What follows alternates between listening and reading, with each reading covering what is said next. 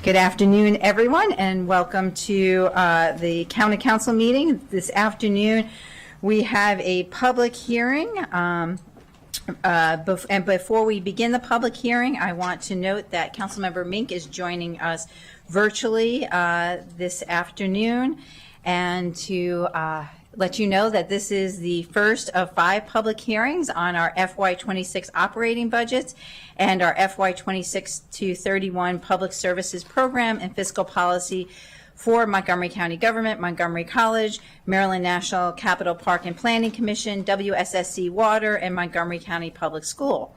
Council committees will conduct work sessions on the budget beginning Wednesday, April 9th, and full council work sessions will begin on Monday, May 5th. The committee schedule is available on the council's website. Everyone who has registered to speak has and should be afforded the opportunity to testify. Please keep applause and noise to a minimum, if possible. We will ask for no interruptions or distractions. We have about 70 people registered just for this afternoon, and so we want to get you in here. We want to listen to you and get you home safely. So we do ask that people listen to those who are testifying. Also, per our rules for the hearing room, please do not hold up signs that will block someone's view, and please keep the aisles clear so people can easily exit and enter. As a reminder of our public hearing testimony guidelines, your comments must be limited to issues relevant to the public hearing topic for which you are testifying and are appropriate for a public meeting. You will hear a tone when your time is up, and we appreciate everyone abiding by their allotted time. And Mayor Ashton, you won the prize for the very first person to sign up for this year's FY26 operating budget public hearings. So we're going to let you kick us off, Mayor Ashton. Good afternoon. We fully understand and respect all you're doing on budget. We're going through it ourselves. County Council President Stewart, council members, my name is Monique Ashton, Mayor of Rockville. I'm also the president of the ML chapter from Montgomery County.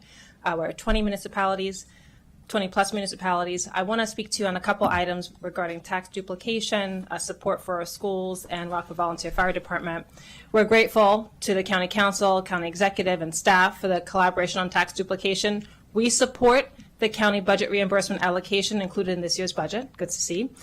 Looking ahead, we just want to get ahead and think about the quadrennial review, and we hope that will start this summer, and we hope that it's a collaborative process. In terms of police reimbursement, we worked closely with the county's office to modify the police component to be more fair.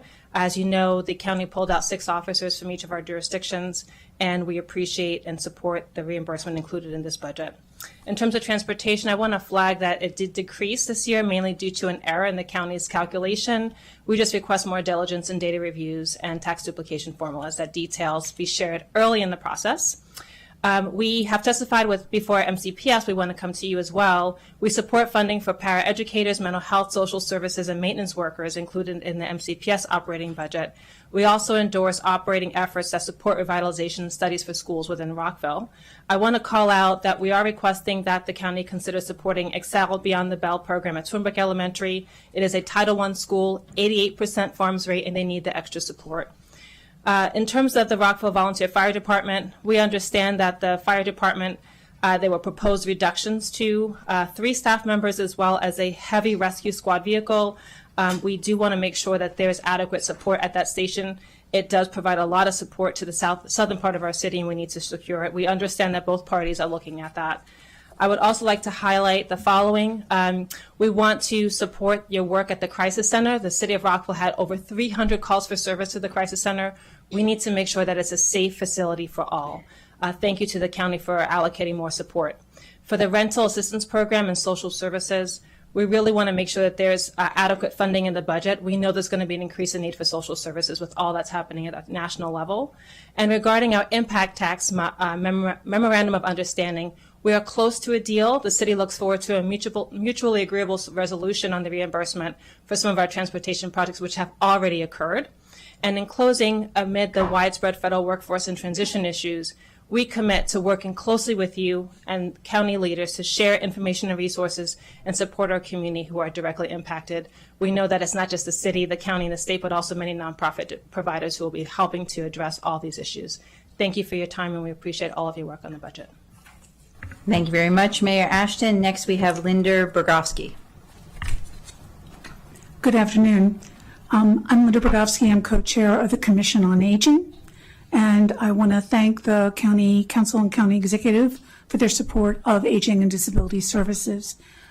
While there are some modest increases in the recommended budget, 1 in 4 Montgomery County residents is age 60 or over, and that percentage is growing, so we need more help from you.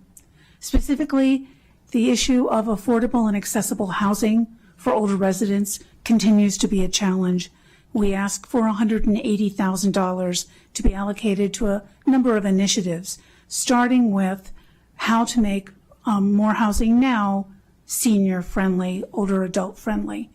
Also, to ensure that we understand how the policy levers, zoning, and any bills brought before the council affect older adults. We need all of the materials available to older residents to be translated into multiple languages. Right now, they're only in English, some are in Spanish. We also need to train property managers on how to make their properties more accessible and available to older residents. So that's housing. That's a big issue for us. We've talked to you about the Ambassadors Program. This is where commissioners go out and speak to community groups about the programs and services available to older residents. In over 30 presentations to more than 1,000 people, the number one response we get is, I had no idea these services were available. So we've asked for one person to be designated in the Department of Health and Human Services to serve as the communications and outreach manager for aging and disability services. This person is critical for us. We need to alert seniors that their programs are available. I also want to bring to you a solution, senior fellows. Some of you have heard us talk about this before. That was a line item in the senior services budget for many years. For senior fellows at $50,000, I would recommend a plus up given the cost of living. Because of all the people who are being let go from the federal government, there are many people who would be willing to serve as senior fellows, internal consultants with expertise, a lot of professional background to support some of these FTE requests that we're making, helping implement the home and community-based workforce plan, outreach manager within Aging and Disability Services. We stand ready to work with the council to implement these recommendations, and I'm available to answer any questions. My written testimony will include more details. Thank you for the opportunity to speak with you this afternoon. Thank you. Next, I have Mr. Tom Cove. Thank you, President Stewart. Oh, please turn Thank you, President Stewart, council members. I do serve as the chair of the Montgomery Sports Advisory Committee. It's the first time we've been here in official capacity, so I'm going to take just a second to talk a little bit about that, and then with a couple of quick points of what we're working on. Established by the County Council, leadership of Councilmember Albanese, really appreciate that. 17 citizens on the committee. Credit to this group, the County Council, for having named a wide diversity of folks that are representative. As the chair, that's not always great all the time, but that turns out to be a really good insight for all parts of the county, whether it's geography, different sports, gender, field access, et cetera. So the committee it also benefits from the ex officio support of many county agencies. So it's working well. We're young, but we're at it. The unifying principle of the committee has been to focus on increasing sports participation rates and improving the quality of the sports experience for the most underserved in the county. This county has terrific opportunities, terrific programs, but like many other parts of the country, it has gaps, it has disparities. And those disparities are gender, income, inequality, ethnicity, zip code. Unacceptable for us as a committee, and I'm sure for you as well. So that's what we're focusing on. So we talk about barriers related to what are the barriers to sports participation, and not only youth, but for older as well. Transportation, field access, family cost, support for organizations, and limited awareness of available programming. all areas to address. We issued an annual report, and we've met with several of you. We're going to meet with all of you hopefully in the coming weeks. In the interest of time, I'm going to just make a specific recommendation and an upcoming major event. First, we're calling for the establishment of a county-wide online sports programming directory, which would provide easy access, real-time to people all over. My colleague Tina Sherman is also here. She's going to speak a little bit about that. Secondly, we're excited to announce the establishment of the Montgomery County Unsung Sports Hero Award Program. Award designed to honor individuals and organizations who work behind the scenes, the people, the coaches and the parents and the volunteers and the maintenance workers and the people that cut the grass. Those folks we want to highlight. I'm going fast because I also want to, and we have a Hall of Fame induction ceremony on May 4th. We hope you all can make it. It's going to be great. We have 3 unsung heroes. And then we just added this point. I added it because I think it's really important. In these times of economic and social disruption, we know what's going on in the DMV. We know what the stress involved is. Sports, recreation, parks are fundamentally important to the well-being of our citizens. Kids, families, communities need more than ever now the respite that recreation provides. We recognize you're in limited resources. We realize it, but we're asking you to consider the power of sports and recreation. Thank you. Thank you. Tina Sherman. President Stewart, Vice President Jawando, members of the County Council, thank you for the opportunity to speak before you this afternoon. My name is Tina Sherman, and I'm a Montgomery County resident, mother of 2 MCPS student athletes, and Vice Chair of the Sports Advisory Committee. I had the honor of testifying before the County Council last year, and I'm honored to be here again alongside my colleague Tom Cobe, the committee's chair, to testify in the proposed FY 2026 operating budget. I'd like to highlight 2 points today: the geographic representation on the committee and one of the recommendations from our 2024 annual report. First, as one of the county's boards, committees, and commissions, we understand how important geographic balance is to the council. Given this, I'd like to share that our colleagues from Montgomery County Rec were intentional to ensure that initial committee members reflected residents from across the county, including Up County. As we embark on another call for new membership applications in the coming months, we plan to continue with that intention. Second, I wanted to briefly call attention, as Tom noted, to a recommendation from our first annual report. This recommendation is to publish a directory of available sports programming offered by the county, municipalities within its jurisdiction, and other providers. The directory would be publicly available online or via a mobile app so that youth, adults, and seniors could view real-time information about programs that would help facilitate participation in sports. We've met with some of you already to discuss this recommendation. For those we've spoken to, thank you for meeting with us and for sharing your enthusiasm for this directory. For those we have not, our plan is to speak with you in the near term and hopefully have you share that same enthusiasm.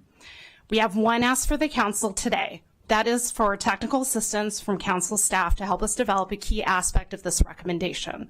While we have spoken with stakeholders, outlined many details, and are mindful of the extremely limited resources available, we don't yet know as a committee where the best and most cost-effective place would be to house a sports program directory. This is where you all come in. We believe your staff may have insights that could help us partner with an entity in the county to make this recommendation a reality. So we ask you to consider providing us council staff for this technical assistance. In closing, the committee is excited to continue engaging with the council on this recommendation and its other efforts. Thank you. Thank you. Next, we have Ariana Ross. I think I did it right. Thank you, President Stewart, Vice President Jawando, and honorable council members. As a mother, a parent of 2, 16-year-old and a 7-year-old, an artist, an educator, a voter, and a CEO of a not-for-profit Story Tapestries, and a lifelong resident of Montgomery County, I have witnessed and continue to witness in my own family a lack of equity between those who receive extra educational funding, access to sports. I could literally repeat everything they said, just replace it with the word arts, mental health services, and certain types of programming after school and within the community. I've seen an increased level of isms in our community that is taken to the extreme level. When I was a child in Montgomery County, I grew up in Bethesda. I'm not going to lie to you all, I totally grew up with rose-colored glasses of what I imagined the world would look like. I was bullied, however, for being the only child at my school that had dark brown curly hair that looked different than everybody else in my school, even though I was potentially the same culture as every single person who was there. People may argue that Montgomery County already does all of the above, works to serve each other, builds neighborhoods who are equitable, reflects the stories we hope to see, has available mental health, but I've witnessed that is inaccurate. When can the county council continue to invest in the community so that stories like the one I'm about to share doesn't happen again? Let this resonate with you. My 16-year-old daughter recently wrote a story, and I'm going to read it because I want to get her words correct, about an experience she had in the 1st grade. We don't have time for the whole story, just a knowledge that 2 boys were bullying her. Her teacher, an adult she was supposed to trust, just ignored what happened. She justified it in the hallway. She told her that she was the problem, that it was because her parents were different. For the rest of the day, she told her that it was her fault, the child's fault. I want you to understand that these things, if we want things to change, the government, the businesses, and the not-for-profits have to work together. I ask that you consider continuing to fund a rec center in Montgomery Village, continue to fund Black Rock, continue a 3% increase to the Arts Humanities Council of Montgomery County, and fully fund the schools, as well as, I added this because it's important, support MCM as cable funds are dwindling. Next year, my daughter will continue to go to Poolsville Elementary School, my youngest, who's 7. I want to make sure that she has access to the same things other kids do. I do not have the funds as a parent. What about all of those parents who do not have the funds? Thank That you. is it. Thank you, and thank you to our first panel this afternoon. Next up, we have Jennifer Hughes, Tom Leiter, Susan Hartong, Jasmine White, and Gordy Bren. You can just make your way up, and we'll start with Jennifer Hughes when you are all settled.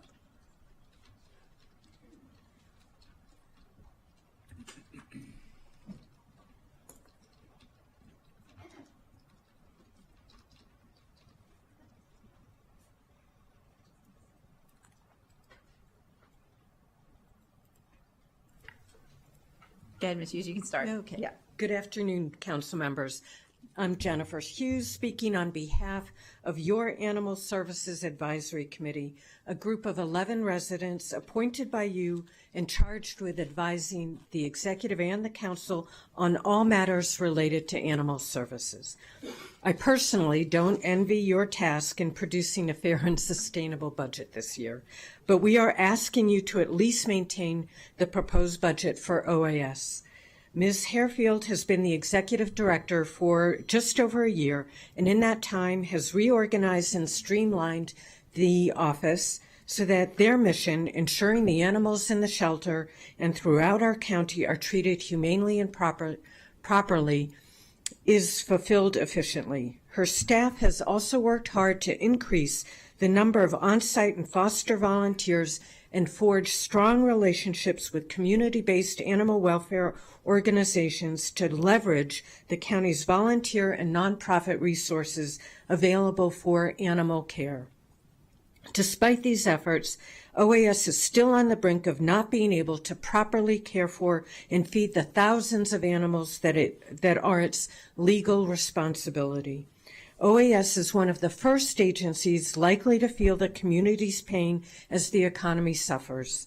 With many residents out of jobs, more are likely to surrender or abandon their animals due to financial hardship, increasing the number of animals in OAS's care. If you were to reduce their resources just as its workload increases, the outcomes for the animals is likely to be dire. On that note, we are also requesting you fund $30,000 for a more dependable pet food bank that can be critical to keeping animals out of the shelter, off the streets, and with their families. This food can be distributed through an existing network of volunteers and nonprofits with no additional strain on OAS staff. This $30,000 investment would leverage hundreds of hours of volunteer time and other donations while paying for itself many times over. The cost to a taxpayer of each animal entering the shelter is nearly $1,000. The math is simple. Keeping hundreds of pets in their homes by helping to feed and vet them is far cheaper than taking them into the shelter or letting them be out on the street. Since the county changed its community grant mechanism, there is no opportunity for groups like McPaw to receive grants for this purpose. We are also asked that you preserve the $125,000 you provided last year for a community spay-neuter program. As noted in the Maddie's Fund report, this program is critical to stemming the tide of unwanted animals being born and entering the shelter or being abandoned. Again, the dollars spent on this program pay for themselves through avoided costs. Thank you very much. Tim Leiter. Thank you, Council President Stewart, council members. I'm Tim Leiter. I'm here as the chair of the Montgomery County Library Board. On behalf of the other 12 members of the board, there's over 100 citizens on our library advisory committees. I'm representing thousands of your constituents. And it's fitting today that I'm testifying on the first day of the National Library Week, where thousands of Montgomery County residents will celebrate their libraries, thank their wonderful library workers, and teach their kids why libraries are so vital to our lives and communities. As we all know, the library is not where you just go to check out books. It's where you go for story time with your children. It's where you do book club meetings. You go to vote early. It's even where we went for our COVID masks and test kits. But more immediately today, when our 80,000 federal government workers in Montgomery County are uncertain about their futures, it's a go-to place for job resources, to use computers, to do the printing, or to research potential new careers. The library budget accounts for less than 1% of the county's operating budget, but the impact that libraries can have on our lives is far greater than that. Hundreds of thousands of our Montgomery County residents use our libraries, tots, teens, adults, and seniors. So we realize there's turmoil and challenges throughout all levels of government, and Montgomery County Public Libraries are no exceptions. Specifically, the current federal executive order to eliminate the Institute of Museum and Library Services, which provided funding to Maryland libraries, according to the American Library Association, involves the elimination of that funding and will decimate services such as early literacy development and reading programs, high-speed internet access, employment assistance, homework and research resources, and accessible reading materials. We know that the Montgomery County Library System uses this funding for capital projects, staff development, and special programming. With this as background, County Executive Outreach's fiscal year 2026 budget request for MCPL becomes even more critical. His request maintains core MCPL service and provides a small bump to support the two strategic areas of digital publications and world language collections. At a minimum, we, the board, and the LACs urge you to support the county executive's budget request, but also keep in mind the looming threats of censorship and book banning, as well as the well-being of library staff and patrons during this chaotic time. Our public libraries are one of the county's most valuable assets. We urge you to fully fund the operating budget so they can continue to better the lives of all residents in Montgomery County. Thank you. Thank you very much. Next, we have Susan Hartung. Good afternoon, County Council members. My name is Susan Hartung, and I'm speaking to you today on behalf of the Commission on People with Intellectual and Developmental Disabilities to thank you for your years of support and ask you to support the 3% increase to the DD supplement proposed by the FY26 budget. Over the last 40 years, I've had a number of positions advocating for populations with developmental disabilities. All these positions have taught me the importance of caring for the most vulnerable members of our society, but nothing has done that more importantly than being the mother of my two adult children, Warren, age 39, and Emily, age 35, both with different significant developmental disabilities. Some information I think is important to share with you includes the fact that in Montgomery County, 1 in every 10 households has a child or an adult with an intellectual or developmental disability. Over the last 10 years, special education enrollment has increased by 12.1% in Montgomery County. This past year, 5,000 direct support professionals provided nearly 6 million hours of highly individualized community-based services. The state of Maryland's minimum wage is $15 per hour. On July 1st this year, Montgomery County's minimum wage will go to $17.65 for large businesses, $16 an hour for medium businesses, and for employers of small businesses, $15.50 per hour. The FY26 state budget includes a 1% cut to Medicaid providers, as well as a 1% cut to the dedicated support rate and the geographic differential, which provides an increased rate for counties with higher costs of living, like Montgomery County, was reduced by at least 4%. This will mean that all developmental disability providers will be receiving revenue reductions. This will mean that all those operating in Montgomery County will be disproportionately affected. While the disability community truly appreciates the inflationary increases received over the last few years, there have been no rate increases to address the increase for the number of people receiving support services. I do hope you will consider all of this as you finalize this year's budget, but I would ask you to please consider one more thing. For many years, Montgomery County has done an outstanding job of committing to creating an inclusive society for all people with disabilities so they can achieve their best of their abilities. The benefits to the individuals who are supported this way are immeasurable. But consider the benefits to the county. The people supported by the agencies that are supported by the supplement buy their groceries in our stores, shop in our supermarkets, eat in our restaurants, work in our businesses, volunteer in our communities, go to our movie theaters, and help pay their staff salaries. Not a dime of the supplement is wasted. It all goes back into enriching our economy. There was a time not that long ago where this was not the case. People like my son and daughter spent most of their lives in institutions supported by our tax dollars, and none of it came back to us. There are few things in life that are truly win-win situations, but the county supplement to these agencies is surely one of them. Please continue this support. Thank you. Ms. Jasmine White. Good afternoon, Council President Stewart, Vice President Joando, and council members. My name is Jasmine White, and I'm honored to serve as the CEO of Montgomery Community Media. I come before you today not only to advocate for MCM, but to challenge you, to respectfully urge you to stand up for free, independent, and accessible media at a time when our democracy depends on it. We are living in an era of deep political division where misinformation spreads faster than the truth, and trust in media is at an all-time low. Yet here in Montgomery County, we have something remarkable, a nonprofit public access media organization that is rooted in the community and committed to reporting hyperlocal news with integrity and fairness. MCM is not beholden to advertisers, corporate stakeholders, or political interests. Our work is not shaped by profit margins or outside agendas. It is driven solely by the needs of this community.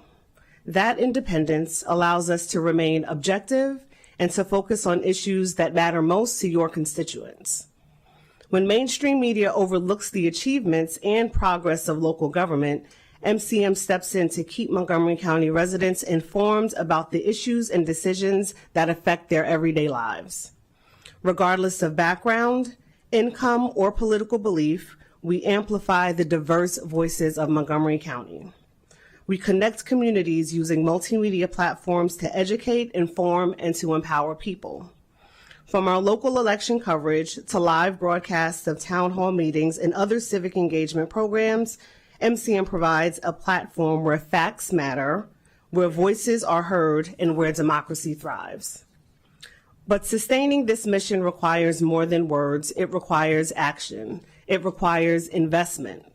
The budget decisions you make this year will signal whether you stand for local journalism and community storytelling, or whether you will let this vital public resource deteriorate as the cable plan funding diminishes.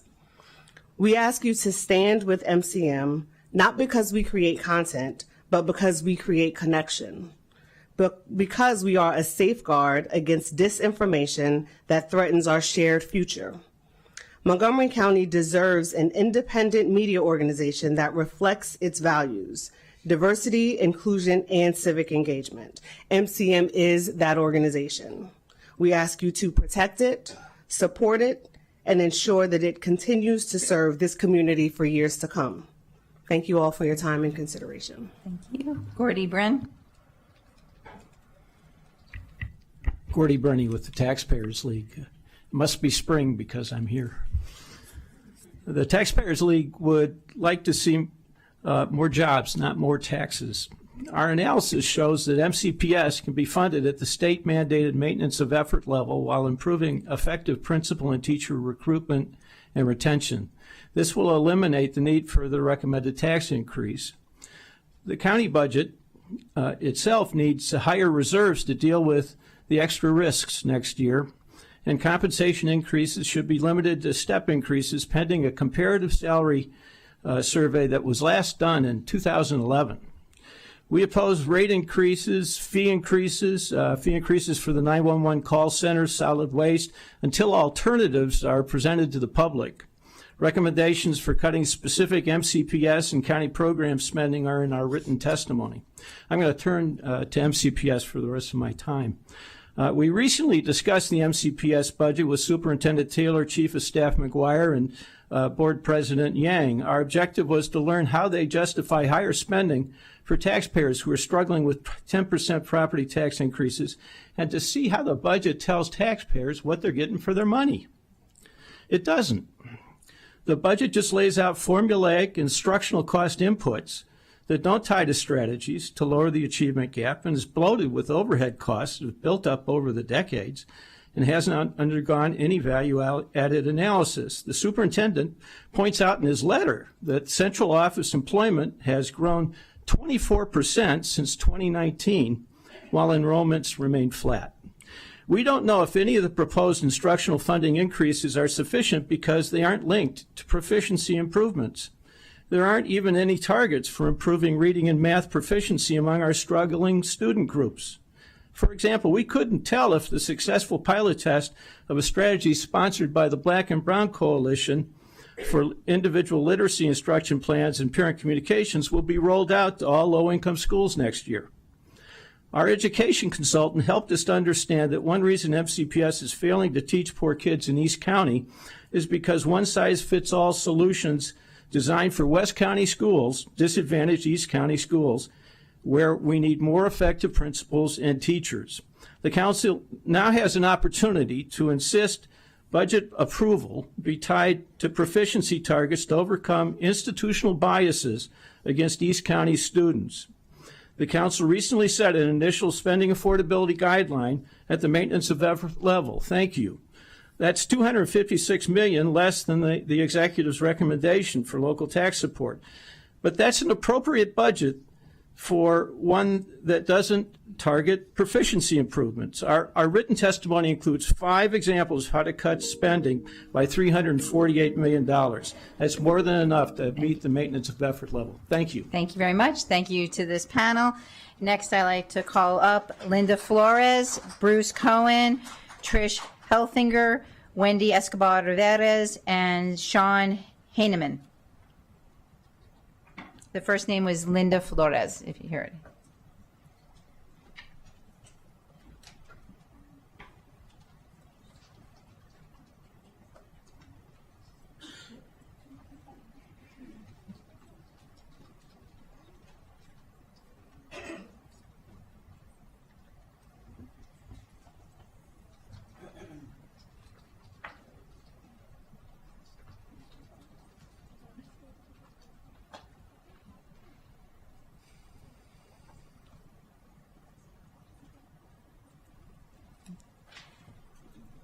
Ms. Flores, you can start.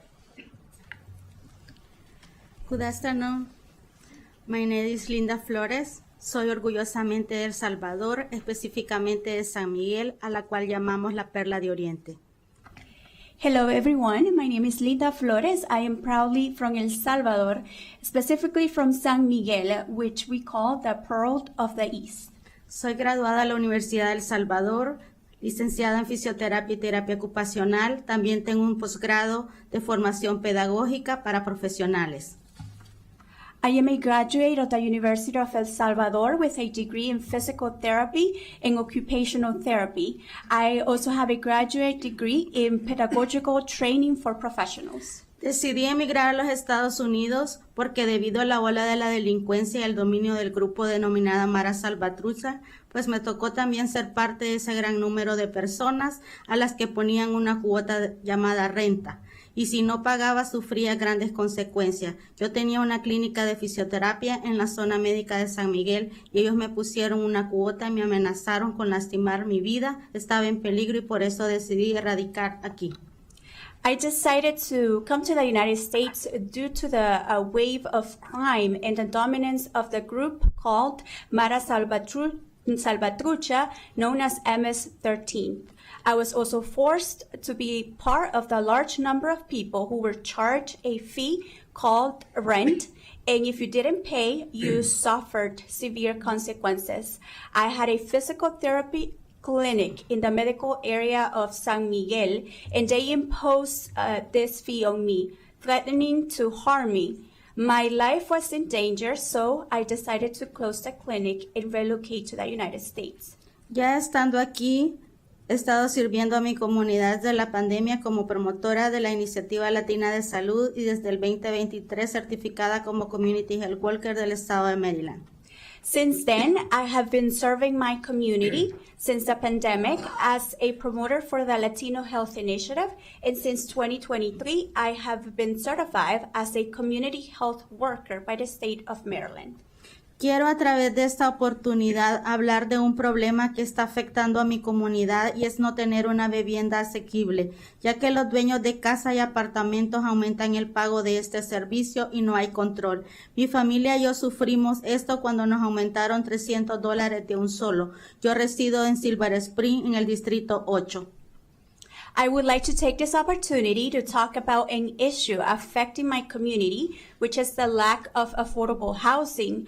The owners of houses and apartments are increasing rent without control, and my family and I have experienced this when they raised our rent by $300 at once. I live in the city of Silver Spring. También tengo una amiga que reside en el condado de Montgomery y le dieron un mes para desalojar su casa y tenía ahí viviendo más de 5 años. Y así muchos casos. Por eso pido por una vivienda que sea digna al alcance de todas las personas que residimos en este condado sin cobros exorbitantes y sin amenazas de correrlo de sus casas, ya que según datos estadísticos, a friend who lives in Montgomery County was also given only 1 month to vacate her house despite having lived there for 5 years. There are many more similar cases, and that's why I am asking for affordable housing that is within the reach of all of us who live in this county without exorbitant fees and without threats of being evicted from our homes. According to statistical data, se estima que el 23% de los inquilinos del condado de Montgomery pagan el 50% más de sus ingresos en gastos mensuales de su vivienda. Y por eso pido que se respete la ley de estabilización de alquileres del condado de Montgomery, promulgada el 20 de julio del 2023, cuyo objetivo... It is estimated that 23% of renters in Montgomery County pay 50% or more of their income on monthly housing expenses. That is why I ask for respect for the Montgomery County Rent Stabilization Law enacted on July 20th, 2023, whose objective is limitar los aumentos de alquiler y cuyos reglamentos especifica que las tarifas que un propietario pueda cobrar a un inquilino debe limitar el monto cobrado para mantener la asequibilidad. Espero que se respete la ley y que todos en el condado de Montgomery tengamos y podamos tener una vivienda digna a nuestro alcance y con un techo seguro para nuestros hijos y nuestras familias. Gracias. To limit rent increases and its regulations specify that fees and landlords can charge a tenant must be limited to maintain affordability. I hope this law is respected and that all of us in Montgomery County have access to dignified housing with a safe roof for our children and our families. Thank you. Thank you very much. Next is Bruce Cohen. Good afternoon. My name is Bruce Cohen, a.k.a. Big Bruno. I reside at 2 North Glade Court, Gaithersburg, Maryland. I volunteer at the animal shelter in Durwood, Maryland, and have been volunteering to help homeless animals in Montgomery County for nearly 16 years. I come to you today not just on behalf of the animals at our care at the shelter, but on behalf of the families, seniors, children, and individuals whose lives are made better by what we do at the animal shelter. The shelter does so much. Here are some of the items people might not know about. Number 1, The shelter recently started a much-needed spay-and-neuter program, which will gain popularity very quickly, and the shelter must be prepared. Number 2, the shelter assists local families in crisis, offering temporary care for pets during hardships through our Safe Keep program, helping families stay united with their beloved animals. Number 3, the shelter has a modest pet pantry program. Let's support Montgomery County families. The next time you are shopping for your pet, please consider buying an extra case or 2 of pet food for the pantry. Number 4, the shelter also provides outreach programs, volunteer opportunities, and school partnerships that teach compassion and civic responsibility. In calendar year 2024, the volunteer hours total nearly 20,000. Recommendations. I recommend to increase the number of ACAs as animal care attendants from 15 to 23 beginning in FY 2026. The ACAs, as they are known, consists of the dedicated folks who take care of nearly 300 animals every day, from cleaning cages, kennels, feeding all animals, walking dogs, so many more important tasks and duties. This recommendation is consistent with the Maddie's Million Pet Challenge report that was issued back in September 2023.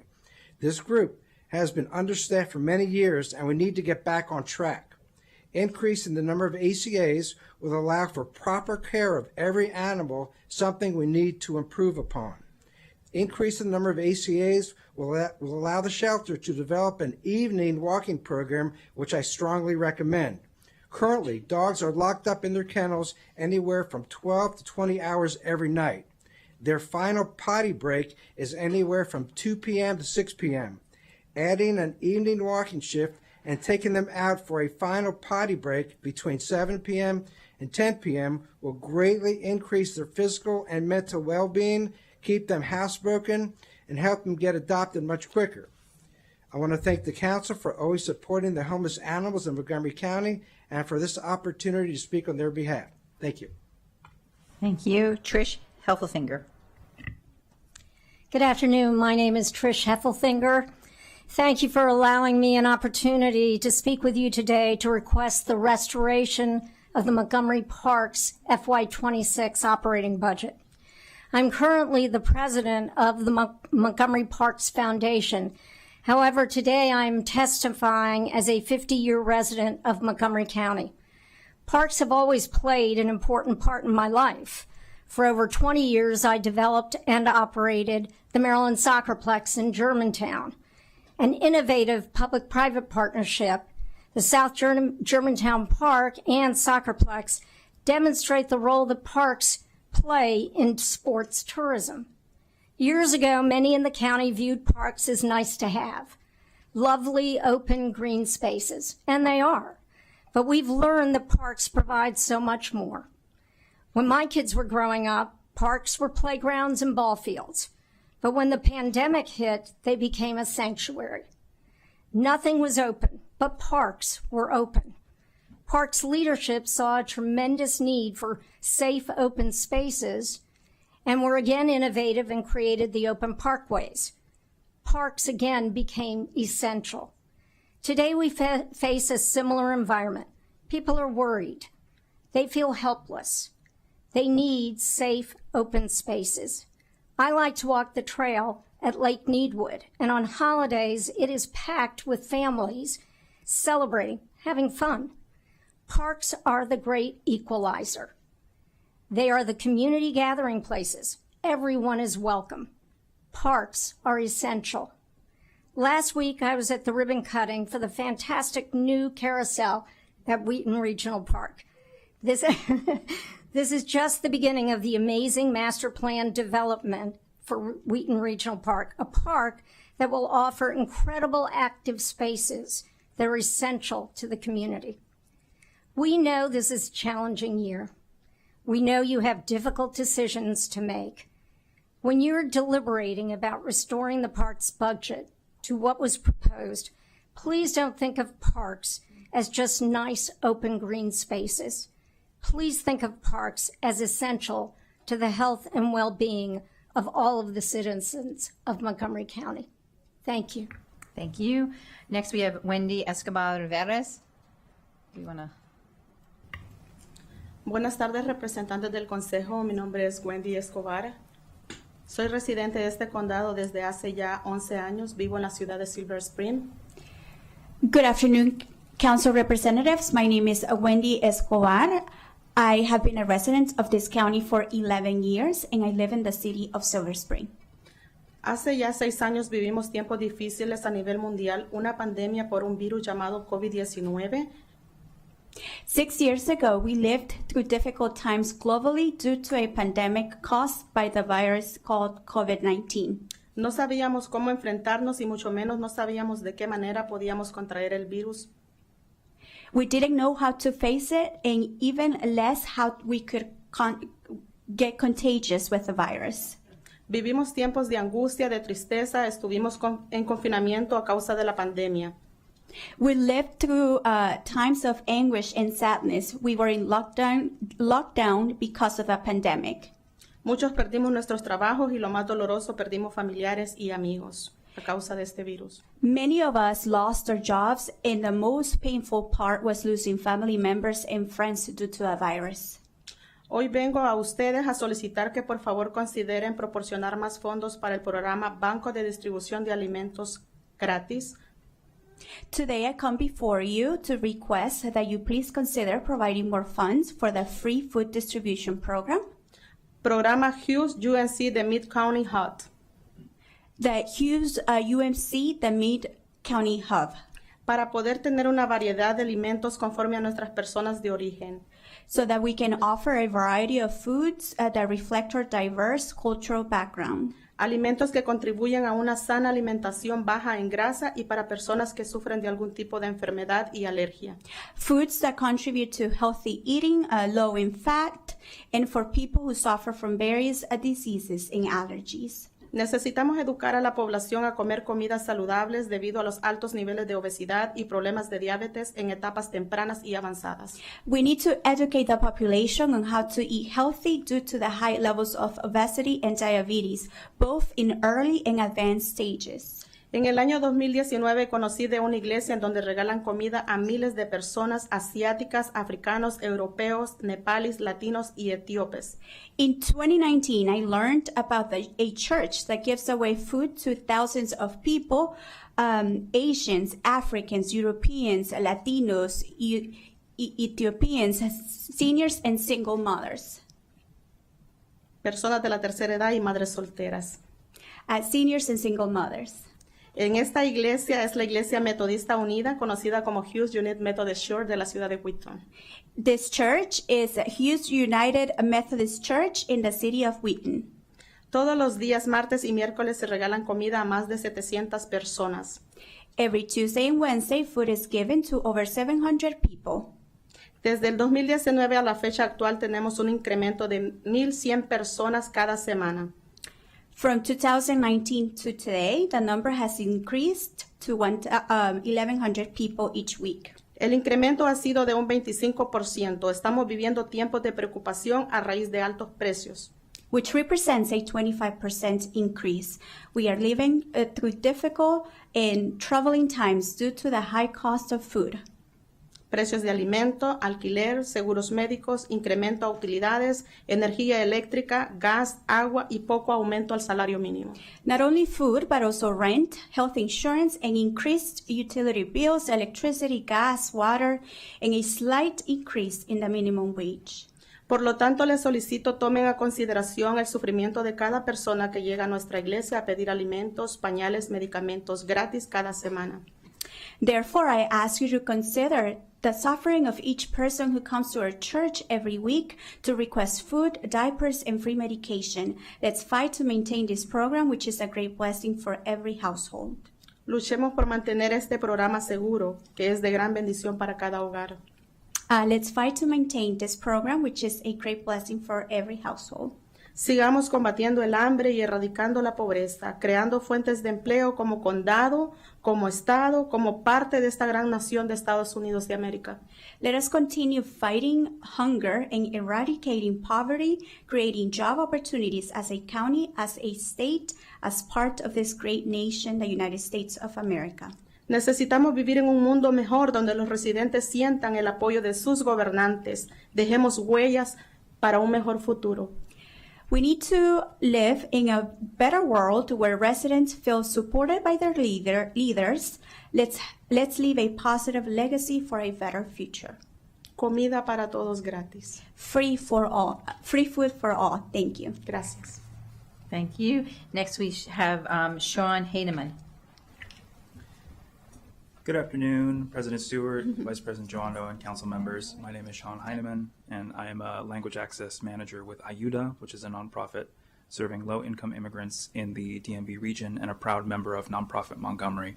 Through this testimony and the accompanying written testimony, which I submitted last week, IUDA respectfully urges the council to firstly maintain Executive Elridge's recommended cost of living adjustments for nonprofit contracts.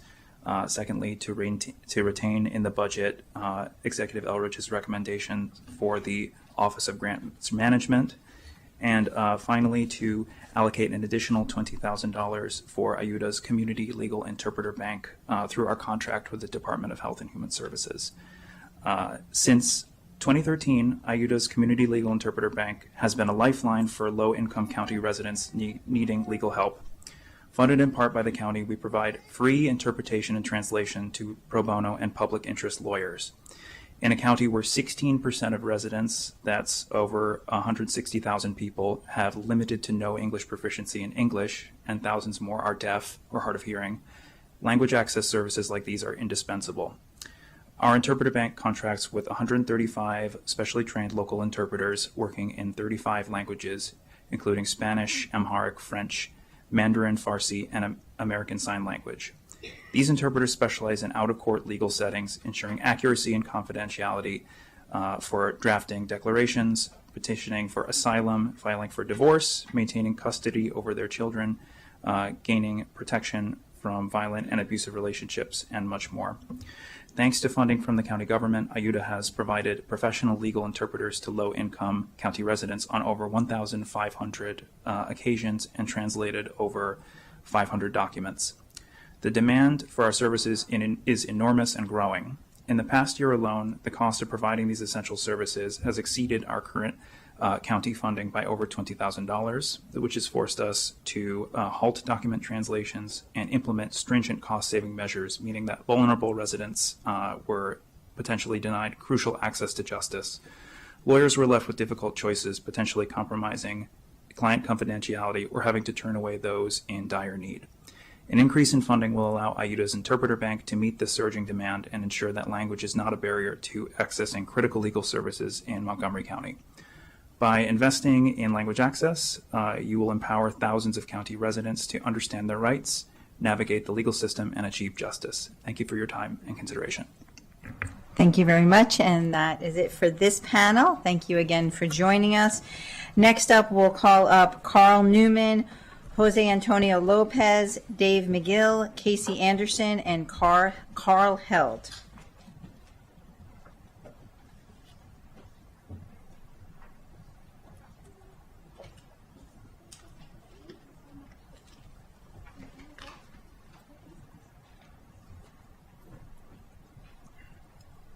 And Mr. Newman, you can start when you are all set. Thank you for this opportunity and good afternoon. My name is Carl Newman and I'm representing the Coalition for the Capitol Crescent Trail, and I'm here today to ask the County Council to restore the funding requested by the Parks Department in the FY26 operating budget. The Coalition is a community-based nonprofit supported by thousands of county residents. Our mission is to preserve, protect, and improve the Capitol Crescent Trail. The Capitol Crescent Trail is the most popular multi-use trail in the Metro DC area, and much of the credit for this goes to the hard work of the leadership and staff of the Parks Department. One of the major benefits of living in our county is our access to the wonderful network of parks, trails, and recreational centers. Because of the county's foresight, the Parks Department has developed and maintained an outstanding recreational system. Our parks make our county an attractive place for residents to live and work. They help us draw new residents and businesses to the county. So we're extremely frustrated and concerned about the county executive's proposed drastic and short-sighted reduction to the Parks Department FY26 operating budget request. The Parks Department requested a 7.2% budget increase, but the county executive cut it to 3.2%. The average budget increase for other county departments is 6.7%. We don't know why the Parks Department is being shortchanged. This reduction would underfund employee compensation and essential amounts needed for routine maintenance, service, and upkeep of the parks facilities. We know that what this means. It will inevitably result in staff reductions and cuts to the park services and maintenance. It doesn't seem smart or strategic to shortchange one of the best things going for the county, which is our park system. So on behalf of the Coalition for the Capitol Crescent Trail, I respectfully request that you restore full funding for the Parks Department. Thank you very much. Thank you very much. Next, Mr. Lopez. Buenas tardes, Presidenta. Buenas tardes, miembros del Consejo. Soy Antonio López. Mi país de origen es Honduras. Vine a este país en 2018 en busca de asilo político. Uno de los grandes retos al estar en este nuevo país fue adaptarme a mi nueva forma de vida. Al ser peticionario de asilo político tenía la necesidad de encontrar orientación legal sobre mi proceso a seguir ante una corte de migración. Hay muchas organizaciones que brindan este servicio, pero la demanda es muy alta. Pocas veces se consigue una cita, ya que sus recursos son limitados para atender a todos los solicitantes. Good afternoon, Council President and Council members. My name is Antonio Lopez, and I am from Honduras. I arrived in the United States seeking political asylum. After my arrival in the country, one of the biggest challenges was adjusting to my new life and finding legal guidance regarding the immigration process. There are organizations that offer such services, but the demand is very high, and only a few people are able to secure an appointment because resources are limited to help so many clients. Mi testimonio ante ustedes tiene como objetivo lograr que puedan asignar más fondos al presupuesto para la organización CASA, que brinda asistencia legal migratoria. Con la nueva administración federal, la demanda aumentó de solicitantes de estos servicios. Como comunidad migrante dentro de nuestro condado, enriquecemos el área cultural, aportamos impuestos, somos una fuerza laboral muy grande. Queremos seguir viviendo en este condado libremente, sentirnos protegidos y seguros. No queremos ver más familias separadas por la deportación y regresando a sus países de origen donde sus vidas corren riesgo. Con más fondos a esta organización garantizamos más ayudas legales a todas estas familias que lo están necesitando. Y cierro con esto, con la Declaración Universal de los Derechos Humanos de 1948. Migrar es un derecho humano. Gracias. My testimony before the Montgomery County Council is to request that more funds to be allocated for the budget to the organization CASA as they provide legal immigration assistance. With the new federal administration, the demand for legal services has increased. As immigrants, we bring many valuable contributions to this country, such as culture, we pay taxes, we form a significant labor force, and we want to continue living here, free, protected, and safe. We do not want more families to be separated by deportations or individuals to be sent back to countries where they are not safe. Increased funding for CASA will help provide more assistance to family in this need of legal support. And I conclude with the Universal Declaration of Human Rights from 1948. Migration is a civil right. Thank you. Thank you. Thank you very much. Next, Dave McGill.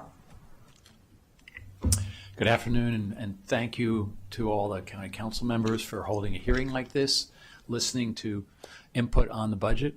I am testifying as an individual. I'm an active member of the mountain bike group MORE, and we do a lot of trail work, a lot of volunteer work, But so I am here to, again, support Parks budget and ask you to restore, if not all of it, as much as you possibly can to the Parks budget.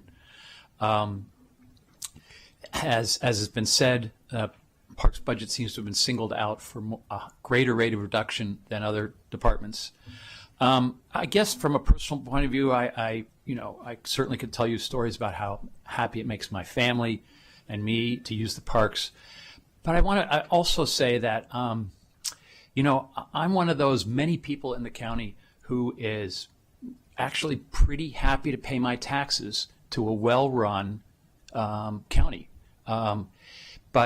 And I don't mind paying taxes for a fine school system where my kids don't go. I don't mind paying taxes for social programs to help disadvantaged people. But I also, like many others like me, expect some of the services that I want to use to actually be funded. We do what we can as a volunteer, and parks are really important to so many people all across the economic spectrum. And it's one of the reasons why many people move to this county and stay in the county. So please consider that while there are lots of needs, what you're doing in supporting parks is supporting everybody, and a lot of people who are very happy to be in this county because it's well run and well maintained. Thank you. Thank you. Casey Anderson. I'm Casey Anderson, president of Mid-Atlantic Off-Road Enthusiasts. We represent over 2,000 paid members and several thousand other supporters throughout the DMV, including a couple thousand here in Montgomery County. Obviously, I agree with everything Mr. McGill said. Also want to endorse everything that Trish Heffelfinger said, and Mr. Newman, you did a fine job speaking up for the Parks Department, so I won't belabor that.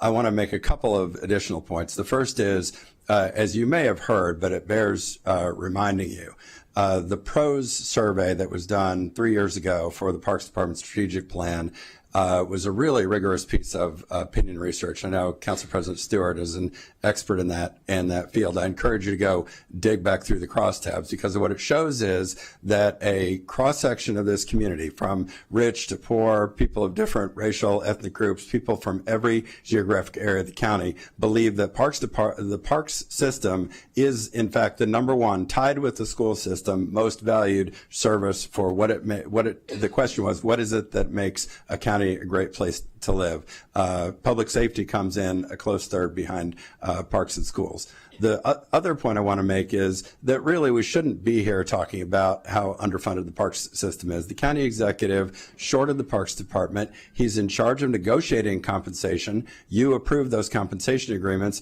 and the Parks Department is effectively stuck with whatever you work out. I don't think it is excusable under those circumstances for the county executive to send over a budget that fails to cover even basic known commitments of the Parks Department. They are at the receiving end of this. They don't control what those inputs are into their cost structure, and you've heard from a number of people here who expect more services from parks, more sports programming in particular. That's not possible if the Parks Department's operating budget is not funded, so the lawn can be mowed, the wood chips can be filled in on the playgrounds, the trails can be maintained and support even the volunteer services that we provide. So I ask you to put the money back, give the Parks Department its due, give it back at least 6.2%, the average that other county agents received. Thank you. Thank you very much. Carl Held. Council President Stewart, Vice President Joando, and council members. My name is Carl Held. I'm a member of the Climate Coalition of Montgomery County, and I want to thank you for the opportunity to testify today. We strongly support, with some changes, the county's executive's climate-related budget proposal. We fully support additional funding noted in the budget's climate change chapter for the design of the material recovery and biological treatment facility, implementation of the amended bag fee law, the expansion of solar resiliency hubs, increasing the fleet of green buses, and more EV chargers for county facilities.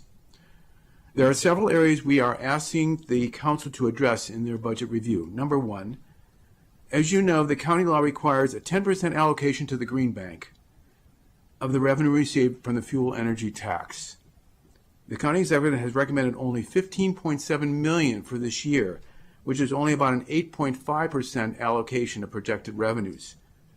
It says this decrease is primarily due to, quote, affordability transfer limitation, which I really don't know what it means, but maybe you can help me on that. So we asked the council to increase the allocation for this year to the required $18 million that it's due as a minimum. They are not going to get their federal funding, possibly, and they need all the fundings to support the terrific BEPS legislation that you passed. I want to congratulate you on that as well. Second, the coalition believes that increasing the development of in-county private solar energy generation is a key element for achieving the climate action plan. We asked the council to add a one-time expenditure for a consultant study to support the Department of Environment in preparing a solar installation strategic plan, which would cover all sorts of solar applications, rooftop, ground-mounted, community, and utility scale facilities. Third, I don't think I need to say much about it. It's related to parks, and I've had 4 advocates here already say everything I could ever say. They're essential, they're needed, they're escapes from heat islands. That's the climate aspect, so I'm not going to say anything more. Return the $2 million decrease in the Parks Department CIP that was budgeted and restore their funding similar to what other county agencies are getting. I don't know what the percentage is, but somebody said 6%. Fourth, 22 seconds. We support the solid waste service charge in order to invest in various county zero waste initiatives.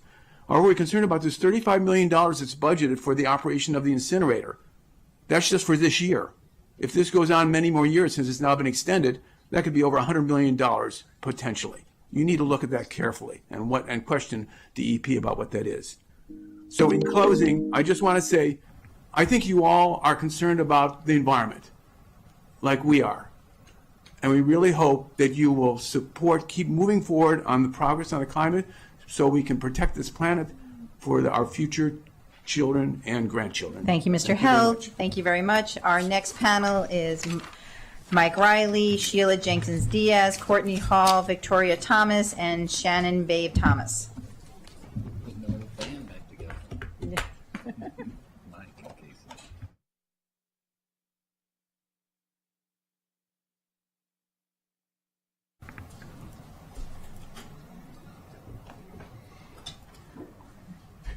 Mr. Riley, you could just say parks and we would get it. But if you feel like you need the whole 3 minutes, please, they're yours. Good afternoon, Council President Stewart and County Council members. I'm Mike Riley, proud resident of South Kensington in District 4 and the county's former Parks Director. It's great to be back in front of so many friends.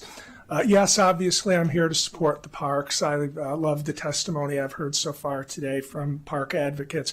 But I thought I'd do my part by just sharing a little brief personal story. Back in 2011 and 12, I spoke at Career Day at my kids' school at North Chevy Chase Elementary 2 consecutive years.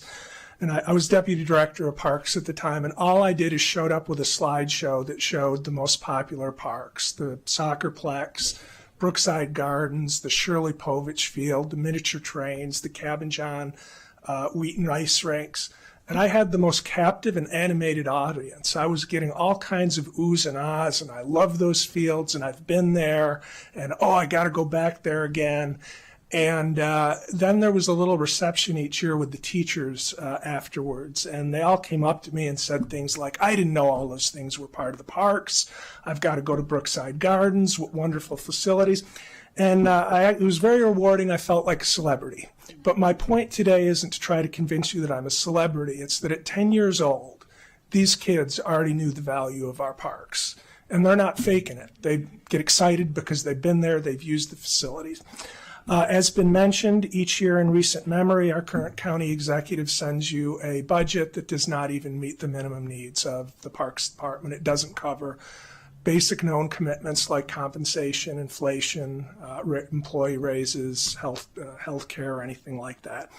And he's not enamored with the institution I dedicated 40 years of service to. So he reflects it in his budget and sends it to you to deal with. And every year in recent memory, you fixed it at the very end with a very relatively small money in the county's budget that makes a big difference to keep the parks moving forward instead of moving backwards. So I'm simply here to ask you to do it again, what you've done in recent years, and to thank you so much for your past support of our parks. And there's 45 seconds back. Thank you very much. Next, we have Sheila Jenkins-Diaz.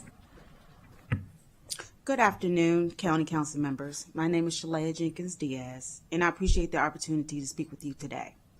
I'm here to highlight a critical issue affecting individuals with disabilities and aging adults in Montgomery County.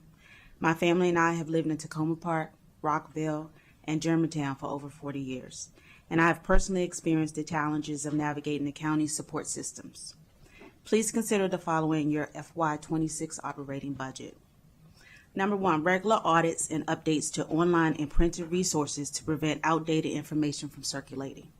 Number 2, cross-agency training so staff across all departments are equipped with the most up-to-date knowledge to assist caregivers and families with clear and consistent guidance.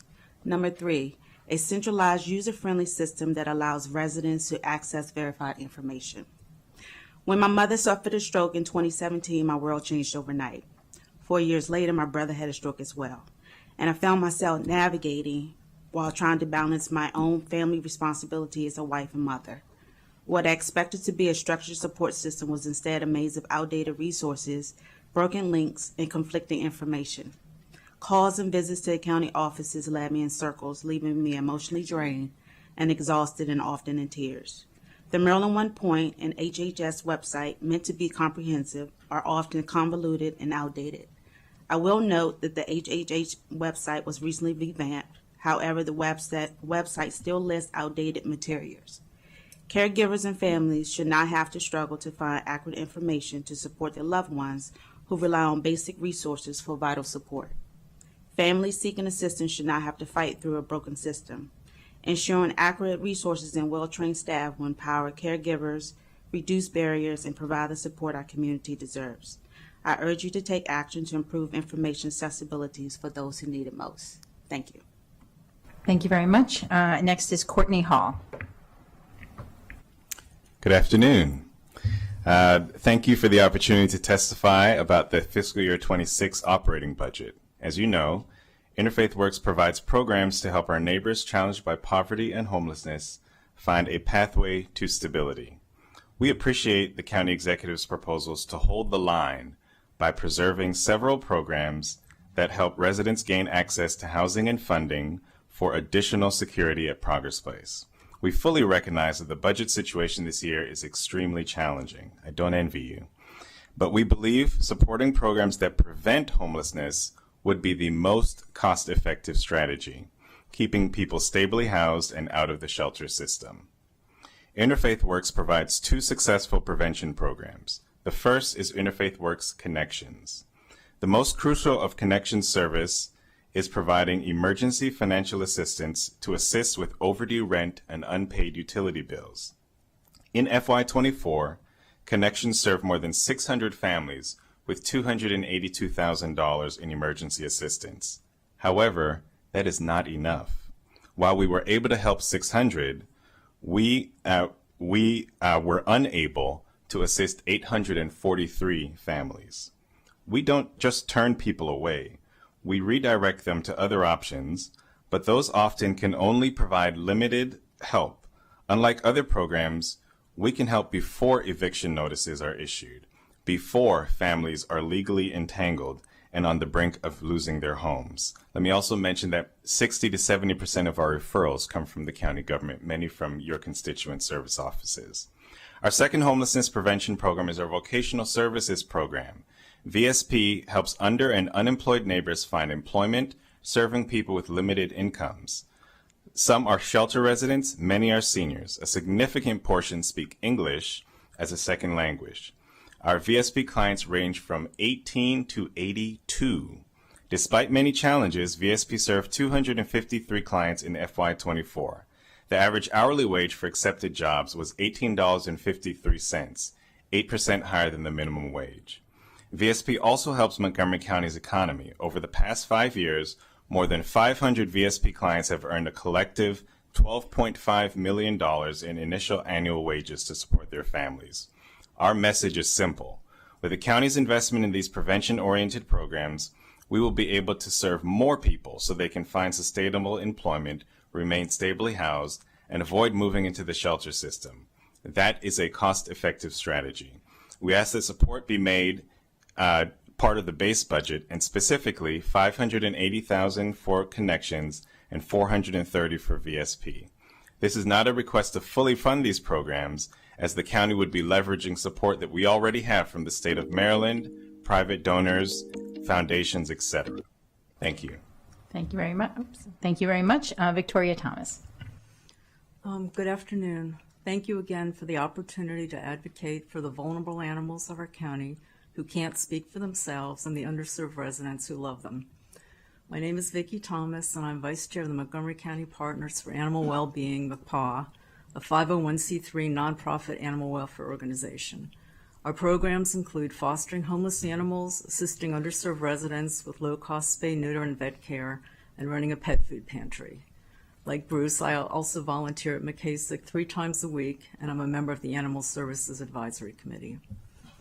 I know the Council has numerous priorities and hard decisions this year, but many of us in the animal welfare community believe that helping both the homeless pets in our county and the pets of underserved residents is important.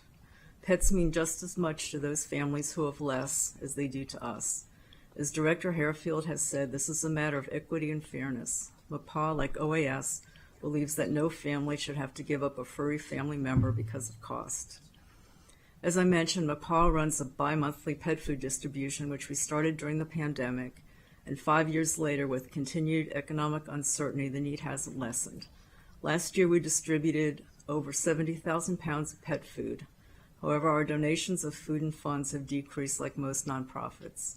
McPaw endorses the Animal Services Advisory Committee's request of $30,000 for community pet food in the OAS budget, which will be shared with our organization and other nonprofits. This is a very tangible way of helping keep pets out of the shelter and off our county streets and with their families. This investment will not only decrease the cost of the number of animals in the shelter, which has a limited capacity for care, but it's also a matter of fairness and compassion. I also urge you to continue full funding for the Office of Animal Services, including for targeted spay, neuter, and basic vet care for underserved residents. People who can't afford food for their pets cannot afford to spay, neuter, or provide basic vet care. Research suggests that at least 5 subsidized surgeries for pets belonging to underserved individuals per 1,000 residents will help reduce shelter intake. So in the long run, targeted spay, neuter will reduce costs to the county by reducing the number of animals entering McKasick. And a spay, neuter program is also mandated in Chapter 5 of the County Code.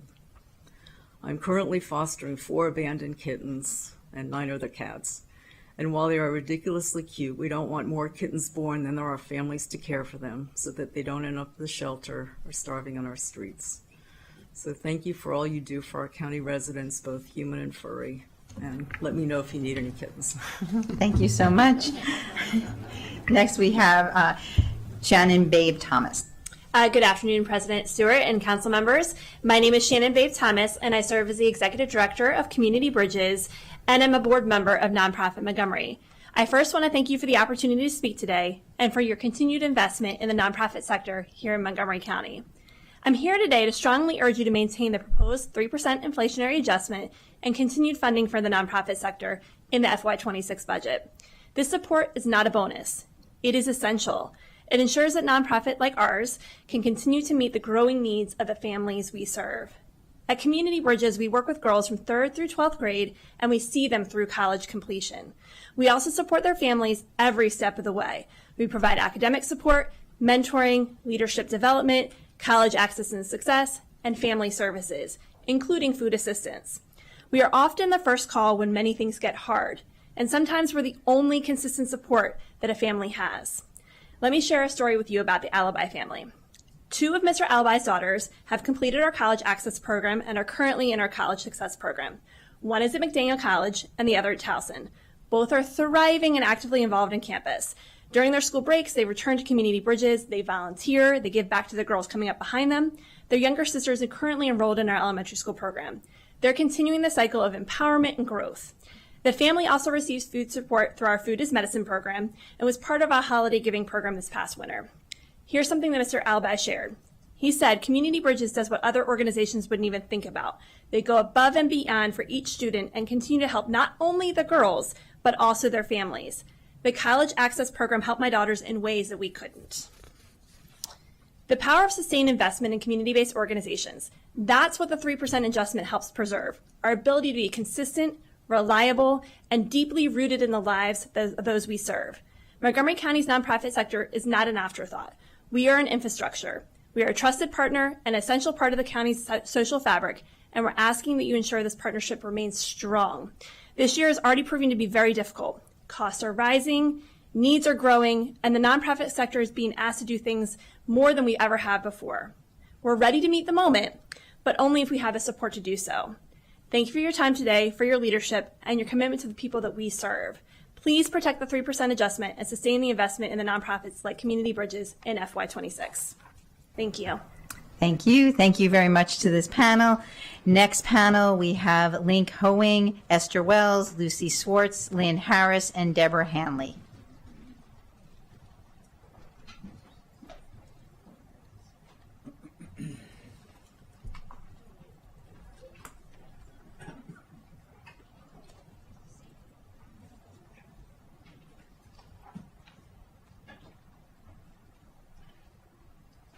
Okay, Mr. Hoeing, you can start when you're ready. It sounds like it might be a good idea to start out by saying I support the park system, and we do. And as you'll see in my testimony, there's a good reason for that.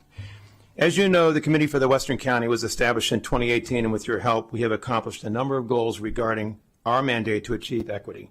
We thank all of you for your recognition of our needs and your partnership, including healthcare funding through a grant to our wonderful charitable services organization, WUMCO, and funding for a community center.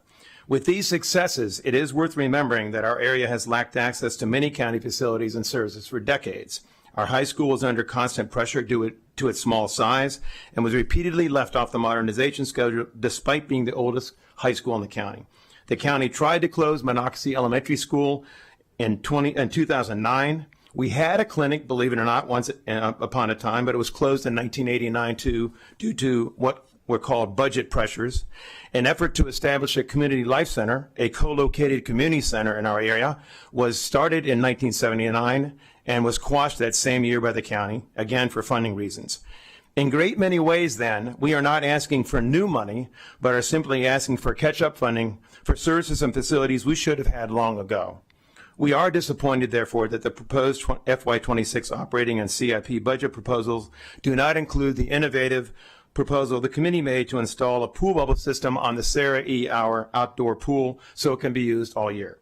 The swim team, young families, and older adults who need the facility for everything from practice to rehab exercises must get to facilities that, believe it or not, are sometimes as much as 25 miles away. The Sarah E. Hour pool had almost 17,000 daily admission visits last year in just a little over 3 months of operation and generated tens of thousands of dollars to support the pool. We also have more than 200 swimmers on our very successful swim team who use the pool. The pool could do so much more for our community if it could be used all around. We could use the facility all year for practices and family entertainment, but could also hold our own competitions and events of all kinds, attracting visitors from other areas to our area. The county really needs more indoor pools, and demand is very high. This would be a cost-effective way to add another facility. These proposals are modest in size, especially when you look at it compared to the overall capital and operating budget, but to our small community, they are major initiatives that could have a big impact on the lives of many.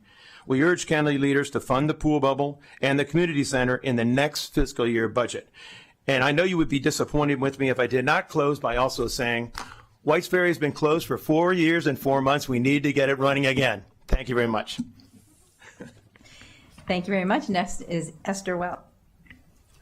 Good afternoon, Council President Stewart, council members, staff, and community members. My name is Esther Wells, and I am the president of the Montgomery County Taxpayers League. To learn more about us, please check out our website at www.mctaxpayersleague.org. The objective of the Montgomery County Taxpayers League is to educate and advocate for county taxpayers. This year, the county executive has proposed a 7.7% water quality protection charge rate increase, 105% solid waste service charge increase for non-residential customers, and 31% rate increase for residential customers. Public hearings for these two fee increases are scheduled for this Wednesday at 2:30 p.m. for anyone that wishes to provide comments. County Executive has proposed a 3.5-cent property tax rate increase. Keep in mind that last year, FY 2024, we saw a 4.7% property tax rate increase, and property assessments, those blue envelopes, are higher as much as 40% during the same period. The county is already receiving tens of millions of dollars more in property tax revenues each year for at least the next 3 years, when reassessments will occur and values likely to increase again, and the cycle continues.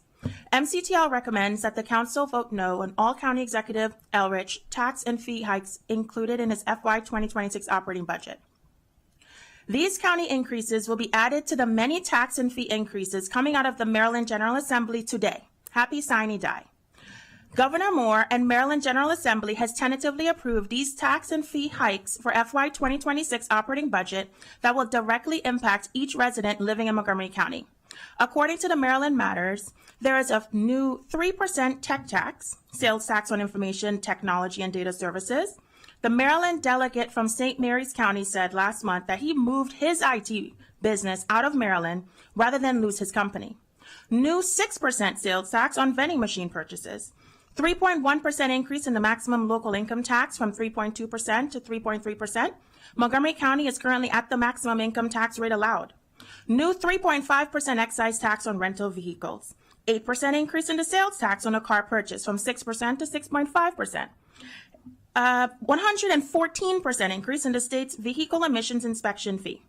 33% increase in sports betting and cannabis tax, and an increase in cost of titling a vehicle in Maryland. Taxpayer fatigue is one of the leading causes for residents and businesses choosing to migrate to places outside of Montgomery County and Maryland. All of these taxes and fee hikes being implemented at the same time is spectacularly unique to Maryland. We must focus on growing our economy and remaining competitive. We cannot tax or fee our way into more revenues. Thank you. Thank you very much. Next, we have Lucy Swartz. Good afternoon. My name is Lucy Swartz. I'm here on behalf of Interfaith Works, where I am a volunteer, and I support full funding for Interfaith Works in the coming fiscal year. I've been an IW volunteer for 10 years, starting with the Vocational Services Program. I work with our clients to develop their resumes, to have access to computers and the internet, and also to help them search for jobs and then prepare for job interviews. Without the services of IW's Vocational Services Program and the access to the internet and to computers, our clients would not be able to look for jobs online. They just do not have the technical expertise, not to mention the access. Only through Interfaith Works are these clients able to find jobs and to support themselves and their families. I continue to volunteer with the Vocational Services Program, but I also volunteer with most of the IW Housing Services programs, organizing donated supplies for easy accessibility by the staff and the residents. I'm at one of the shelters at least once a week, and I want to tell you how kindly the staff treats the people at the shelter, the residents at the shelter, with kindness and respect. In turn, the residents themselves treat the staff with kindness and respect, and certainly they treat me that way as well. IW clients and residents come to IW because they are desperate. Some have made bad choices, but through no fault of their own, they don't have the resources to recover from those. They don't have family to support them. They don't have friends to support them. They perhaps have not had educational opportunities. They've perhaps suffered abuse. They've lost a job, an economic downturn, a health crisis. The only place they can turn to is IW. with strong financial support in the past from Montgomery County and our donors, including myself, and the dedication of IW management, staff, and volunteers, IW provides critically needed resources to our less fortunate neighbors. I am very proud to be part of the IW organization, and I'm very proud to be a 45-year resident of Montgomery County, currently in Silver Spring. I love living in a county that wants to support people who desperately need our need. Thank you very much. Thank you. Next, we have Lynn Harris. Good afternoon, Council President Stewart, Council Vice President Jawando, members of the County Council. My name is Lynn Harris. I am a 34-year resident of Montgomery County and a member of the Interfaith Works Board of Directors, and I'm here to ask you and encourage you to look favorably on Interfaith Works' modest budget proposal. It is a central tenet of every faith that we must care for the most vulnerable among us. And for 53 years, Interfaith Works has been helping Montgomery County do just that, with providing cost-effective, essential services for those among us who are experiencing poverty and homelessness or who are at risk for either. And looking at the fiscal landscape around us, it seems clear that the need for these kinds of services is only going to increase. We're living in dark times where those at the highest levels of government, right down 16th Street, daily declare with every word, deed, and executive order that only certain types of people matter. If you're white and straight, you're good. Bonus if you're rich.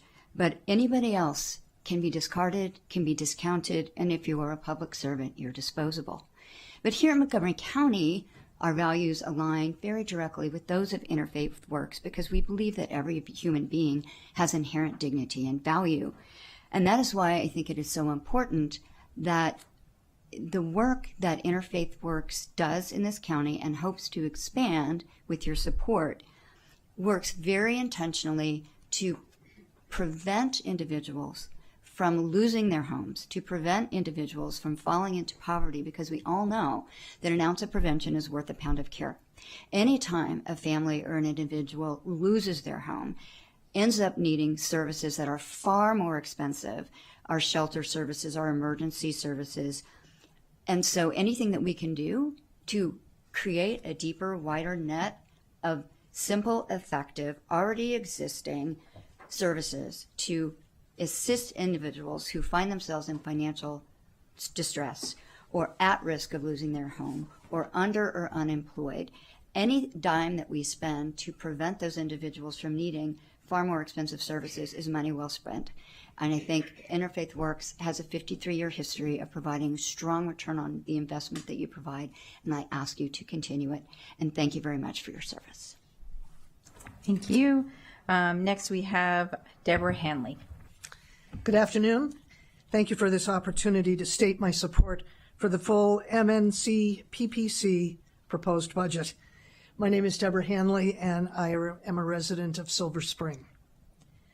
As a Montgomery County master naturalist and an active volunteer in several Montgomery County nature centers in our parks, I experience firsthand the importance of our parks to our residents. I delight in seeing the joy of a child as he is introduced to the Locust Grove Nature Center, turtles, snakes, and birds. I love seeing a pack of girls racing to get to the Meadowside Frog Pond first. For these children and their parents, I request your consideration of the full budget as proposed by Parks. The minimal 7.2% increase to the general budget is based on continuance of current staff, continuance of current levels of programming, and the minimal maintenance necessary for safe and accessible parks. In these uncertain economic times, the parks, services, and facilities are part of the critical safety net for our citizens' mental health, physical health, and safety. For school field trips to explore STEAM topics, and for their education in good stewardship of nature and its importance in our environment. long wait lists for summer programs, which are critical for working families who cannot afford private child care, indicate demand is not being met by current staff levels. This programming in our nature centers is unique and not an overlap with the rec department. Important to recall is that parks are comprised of living, breathing organisms, trees, for instance, and basic maintenance cannot be delayed or ignored without major safety and cost implications. Responsible implementation of environmental stewardship to protect water quality, stream restoration, and landscape maintenance must be continued at the current levels. This includes upgrading existing paths to enhance accessible trails for users with adaptive equipment. The impact of the reduced budget to the nature center services provided to our communities will be noticed by your constituents. I urge you to approve the bare bones increase of 7.2% proposed by Parks to enable continuation of the high level of park services historically offered to the community. Thank you. Thank you, and thank you very much to this panel. Our next panel consists of Ellen Maidman-Tanner, Edgar Rivera's, Kari Fitzgerald, and Jack Pinkowski. Oh, and Susan Kernan. You can come down too.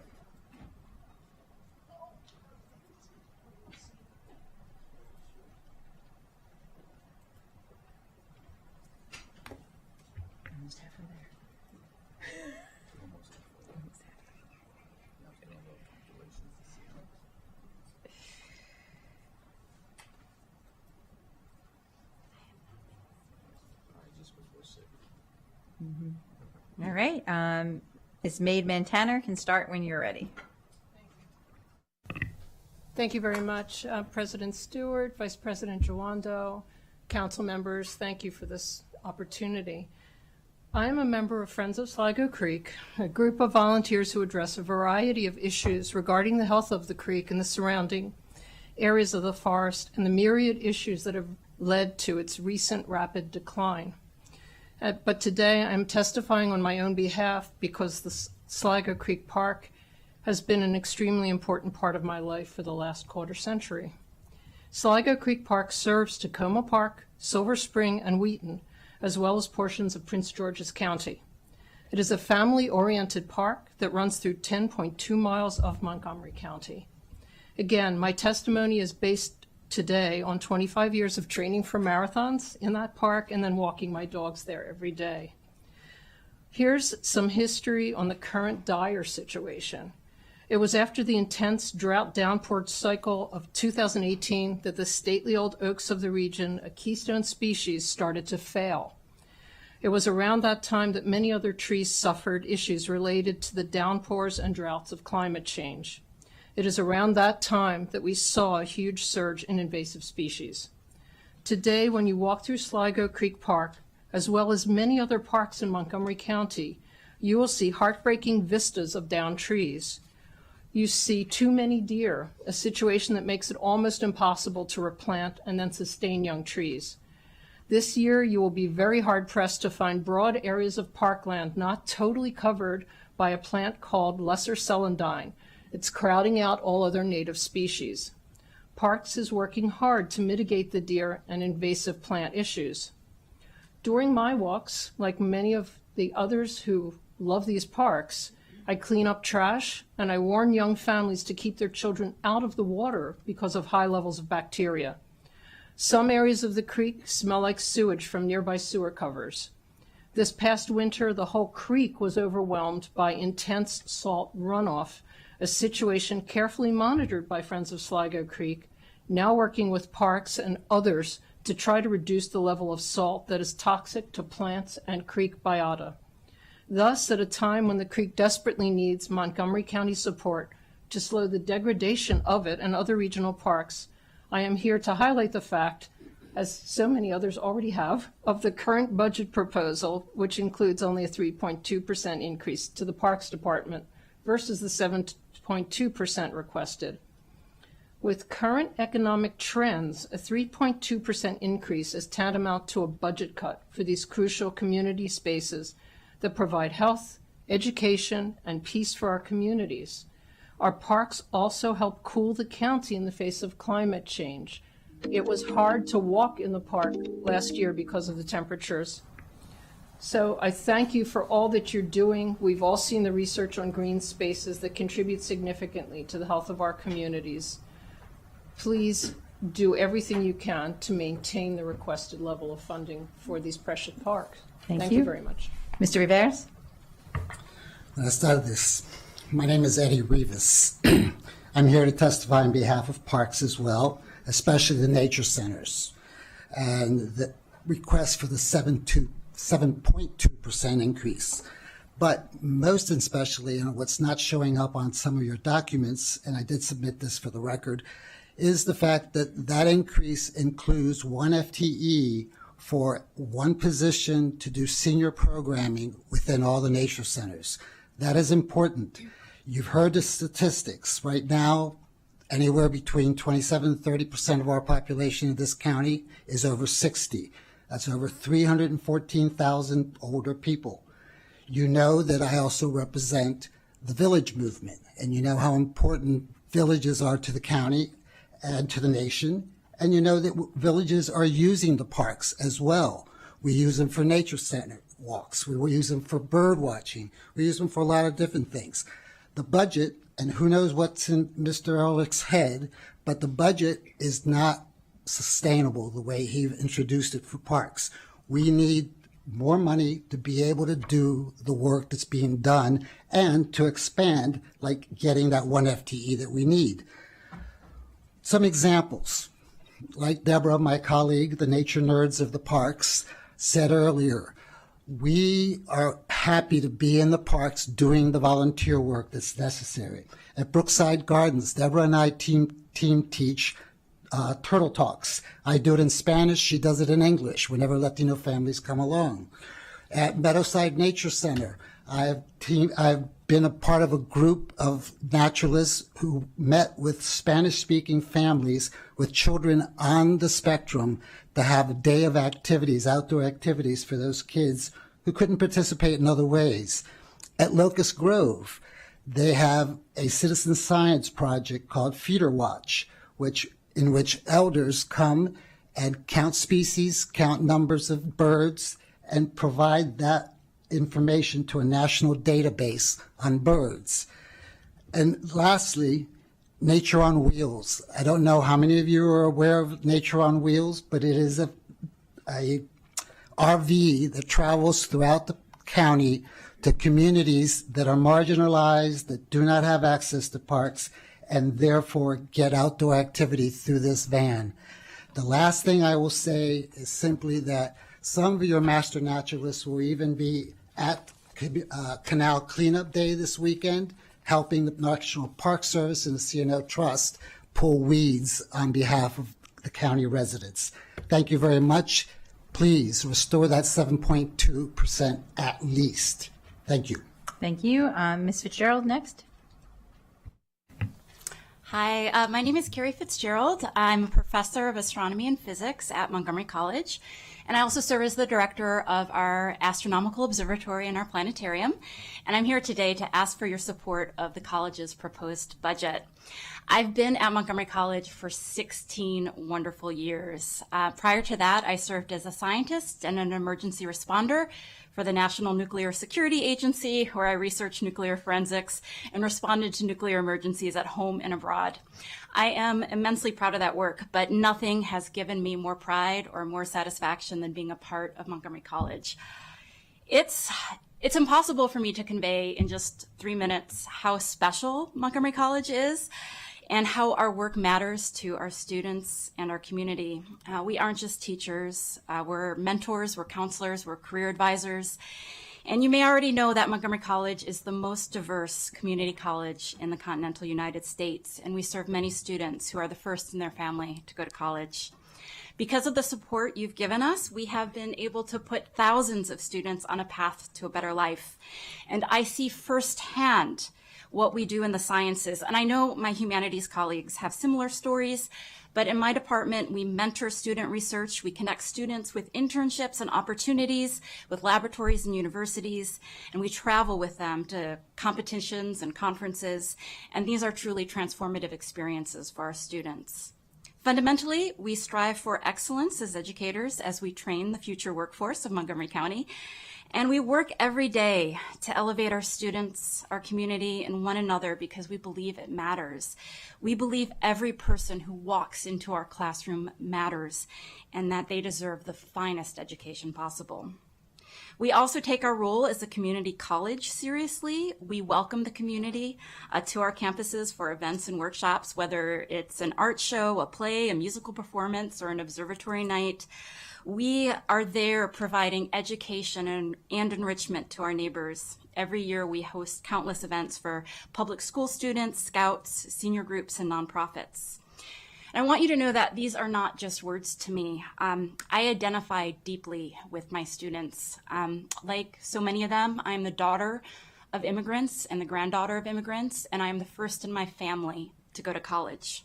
I am here because of the support that teachers and mentors have given me along the way, and so I know firsthand how important our work is at Montgomery College. So on behalf of the full-time faculty, I am asking the council for you to continue to invest in us by fully funding the college's proposed budget request. And from the bottom of my heart, I thank each and every one of you for your service and your past support. I appreciate all of you. Thank you. Thank you very much. Next, we have Jack Pankowski. Hello. Your mic. There you go. Right here. Hello. Hello. My name is Jack Pankowski. I'm 20 years old. I graduated from Northwest High School. I live in Germantown. I think I named my address 13137 Dairy May Drive. I'm here. I'm not affiliated with anyone, but I want to support the FY 2026 budget, or maybe my unsupport for it. The Parks Department has been slammed in half. Very big number, feels very low, and it's going to be hard following that to get this number back up, right? So that we're like properly just maintaining our parks and, building new ones and providing for new ones. I have built and maintained a skate park for the last 5 years. I built it in Germantown, Maryland. It's right outside the soccerplex. And I'm no fool. I know that one day it's going to get destroyed, and someone here might even do that, come across your desk and take it out. But it doesn't matter to me because I know it touches the kids that use it every single day. And I've met so many friends, and I've just met so many new people with this park, and it means so much to me that it doesn't matter if I lose all my money on it. And I say all this because I want you to know how important parks and our exercise facilities and all these different things are for the young people here. The kids really need it. We want to go outside and touch grass. We want to go outside and, have a good time and enjoy ourselves with our friends. And it's just really important to each of these young men. Like, I know older friends who he swears he would have been in jail right now if he never got into skateboarding. And sadly, I know younger people I've grew up skating with who put down the skateboard and picked up other things and got into other petty crimes. And it's not for lack of ambition. These are good kids. These are good people. But oftentimes we don't have the environment to properly shape these minds. It's like we get to shape society, but oftentimes society shapes us right back. And if we don't build a proper society to properly shape these kids and their kids, then we can't be surprised when, we're stuck with these things, right? So I ask you, and I challenge each and every single one of you, have you made all the calls? Have you talked to everybody you can talk to? Truly, because this matters to me, this matters to everybody in this room. I know you guys got a water gun and we just gave you 100 different fires, but look, this matters to everybody in here, and especially the Parks Department. It's the great leveler. Anyone can go. You don't need to be rich, It's a park anyone can enjoy. So please, I ask you guys to greatly reconsider this budget. up to that 7.2%, or even just the minimum average increase of 6.7 across all other departments. Thank you very much. Thank you. Next, Ms. Curran. I'm going old school here. My name is Susan Karen, and I chair Peace Action Montgomery. I'm here to ask that you end the annual grant to the Maryland Israel Development Center. What used to be an annual community grant is now hidden inside the county executive's budget. It doesn't even require an application, just a quiet pipeline of money, our money, flowing to the MIDC year after year, no questions asked. The MIDC provides a welcome mat for Israeli manufacturers to our state. Two of them, Raphael and Elta, aren't even private businesses. They are part of the Israeli government itself, a government engaged in genocide. Others will speak in more detail about the MIDC, and you can also watch 2 3-minute videos on our website, dropthemidc.org. But I want to speak about what their presence enables, the unimaginable human cost in Gaza. Gaza is 1/4 the size of Montgomery County. In that small space, one child is killed every 45 minutes. Over 17,000 children dead. That's nearly the entire population, adult and child, in Tacoma Park. Almost 40,000 children have lost a parent. Some have lost both. Imagine 1/4 of all MCPS students watching their mother or father die in front of them. This is the scale of grief we're talking about. And that figure doesn't capture the other beloved touchstones in a child's life. The loss of a grandparent, teacher, brother, sister, or cherished friend. More than 1,000 Palestinian children in Gaza now live with missing arms or legs, the equivalent of half the students at Walt Whitman High School. The UN has called this the largest group of child amputees in modern history. Every 5th through 12th grader in Gaza has lived through 5 bombings since 2008. Their entire childhood has taken place inside an open-air prison, 1/4 the size of Montgomery County. The bombing this time has been unprecedented. In the first month alone, Israel dropped the equivalent of 2 nuclear bombs, and all in a place 1/4 the size of Montgomery County. While our county quietly and without protest gives the MIDC funds to bring these merchants of death into Maryland, many Marylanders are doing everything they can to stop the genocide. Senator Van Hollen and Congressman Raskin have voted against military aid to Israel. 8 towns in Prince George's County have passed ceasefire resolutions. Please end Montgomery County's funding for the MIDC. Don't let our county be known as paving the way for more bloodshed. Choose peace, choose compassion, choose life. Thank you. Thank you, and thank you to this panel. The next panel is Lydia Lawrence, Michelle Joseph, Mohammed Sadiq, Samantha D'Amato, Jaslyn Flores.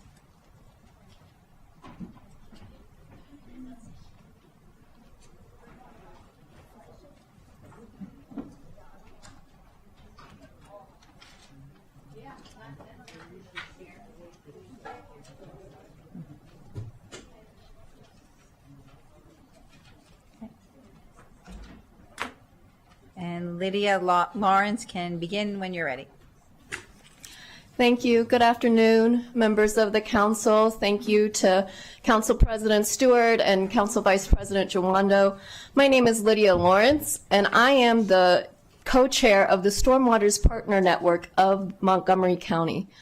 We are a coalition that advocates for clean water, protecting and improving our watersheds in ways that are equitable and ecologically sensitive. We improve community resilience to stormwater impacts, such as storm-driven flooding, and connecting communities to their backyard waterways. We thank the Council for the opportunity to provide testimony on the Montgomery County FY26 operating budget, and we ask the Council to approve the proposed budget with the following amendments. For planning, we ask that the budget adds the Climate Initiatives Planner. This position is the linchpin for so many of the master plans of the county. Without someone who is solely focused on the many moving parts of our resource management, our plans are likely to fall short of our lofty goals to address climate change impacts. Currently, the county has no one planning who is dedicated to climate, resilience studies, and vulnerability. How are we supposed to know what areas of our county need resources without adequate study? For Montgomery County DEP, we thank the county executive for his leadership in fully funding DEP's watershed restoration grants. Grants like this support the watershed projects for many Stormwater Partner Network members. And as per our written testimony, we ask for the council and DEP staff to please consider and improve the water quality protection charge, which goes towards addressing numerous stormwater issues in the county. We appreciate the annual increase that the county executive proposes. For parks, you guys have heard a lot about parks, so here. We also want to highlight that this cut of funding with the cutback of $2 million in the CIP funding could be devastating for our parks that work to protect so many of our watersheds. So thank you for your time. Thank you so much. Next, we have Michelle Joseph. Good day, everyone. I'm Michelle Joseph. I'm the proud resident of District 6, a product of Montgomery County Public Schools, first generation from immigrant parents, an AMBER program graduate, sole caregiver for my 96-year-old disabled mom, and a board member for nonprofit Montgomery. I came here today wearing my executive director hat for SGAP Leaders, which stands for the Student Global Ambassador Program, where underrepresented teens develop people and leadership skills needed for college and career success. As a small but mighty nonprofit, such as Empowering the Ages, or you heard from Community Bridges and SciTech to You, we foresee the need for nonprofit partnerships and strengthen collaborations to ensure that we fulfill our mission and reach our goal. SGAP Leaders is committed to attain 10,000 graduates from our SGAP Leaders program by 2030. We've reached about 5,000, but we really need some help. And we need your help to achieve that goal. So I'm asking as a testimony today that you ask and be mindful to affordable housing for our challenged individuals who are actually working with us. We have 2 individuals who are part of the West Moores Year in Service program. And one of the challenges I'm having with them is, here's a mother of 2. She's trying to find a place for her kids and move into a new home. But she's also having some challenges just finding a home. And if she were to move away, we would then lose that particular individual. So I'm asking for support there. I'm also asking for support with regard to our funding for our nonprofits, specifically looking for our students that are going through and are challenged. I'm going to share with you just one excerpt from one of our 10th graders, Malia. She is amazing, and she's part of our Fellows program. She's raising awareness around greenware, which is recycling of electronics. So she wanted to share with you something that she did at the Hub, and she wanted to say how meaningful her insights were from the podcast that she participated in. And in here she says, the podcast has made our goal, which is very ambitious, 500 recyclable e-waste within, I think, 60 days. To have an impact on Montgomery County community as a whole. I realized that this project could potentially go big. I realized that there's still a lot of work and careful planning that must be done, but I feel I could achieve this. So we're hoping to inspire our students, and nonprofits often do that. So I yield. Thank you very much. Thank you. Next, we have Mohammed Sadiq. Good afternoon, Madam President and respected members of the County Council. My name is Muhammad Siddiq. I think most of you know me. A resident of Montgomery County for over 30 years and plus.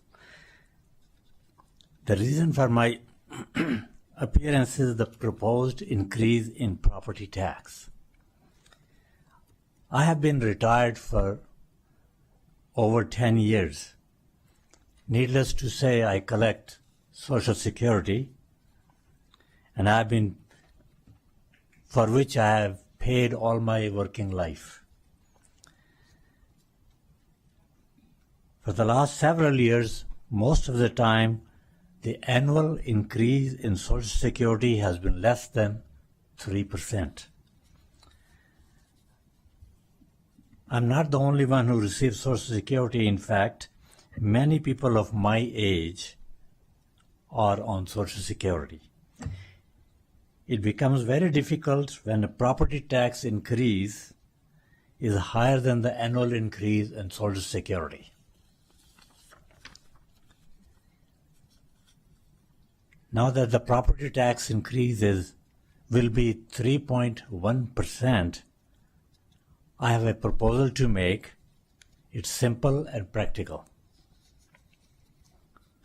For any homeowner who reaches the age of 65,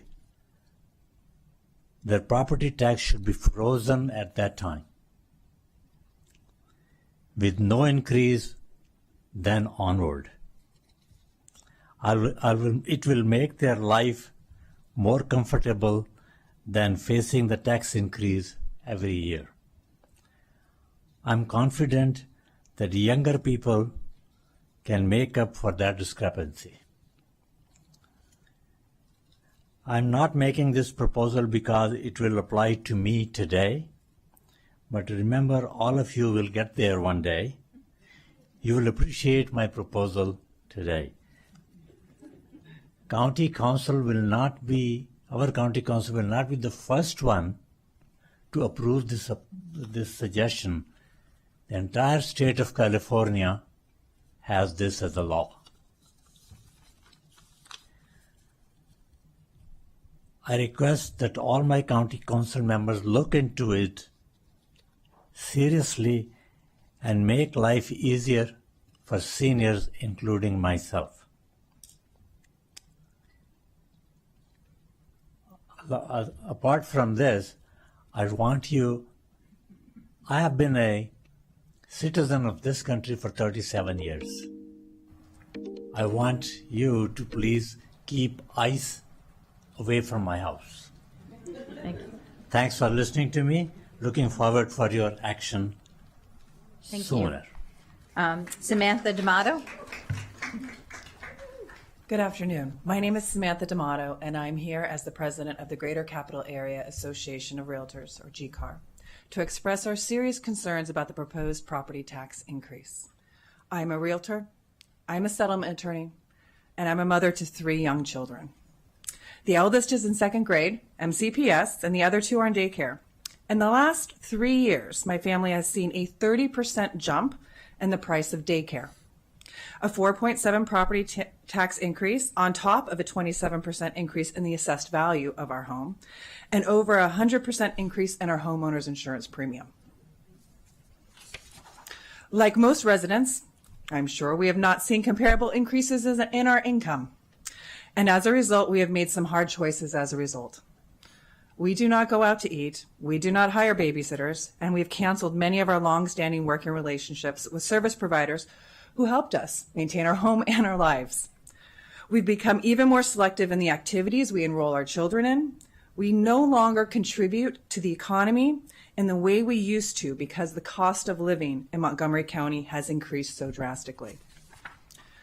I am baffled that the only way forward is one that makes our community a more economically challenging environment for our families who are homeowners or who seek to be homeowners. In the last 7 years, Montgomery County has brought in hundreds of millions of dollars in revenue based on skyrocketing property assessments. Combine that with high interest rates coupled with a continued lack of new construction translates to an increasingly unaffordable housing landscape across the board. Thousands of federal agency jobs in our county have been cut, with many more hits to our federal workforce likely on the way. The effect of these unprecedented layoffs not only businesses that work directly with the federal government, but on those that rely on the foot traffic from locally headquartered agencies will be felt for years to come. The economy is once again in turmoil. While the state is holding the line on taxes by tightening their belts, neighboring jurisdictions are able to offer a tax cut to aid their residents in this time of uncertainty. What does it say about our values that with all these factors in mind, there is serious consideration being paid to the further burdening the financial demands of our residents? How is this better for the future of our children and our families? We ask that you pass a budget within the county's needs and reject a tax increase. Thank you. Thank you. Jaslyn Flores.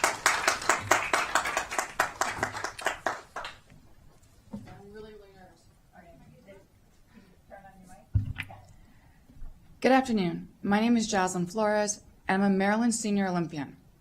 My road to becoming an Olympic champion is nothing short of a miracle.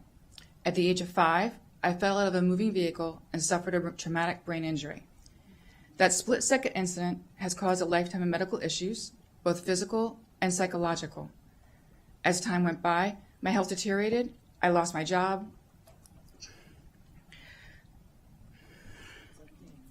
Take your time. Okay.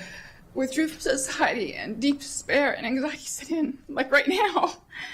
During these difficult times, Montgomery County Recreation was always there.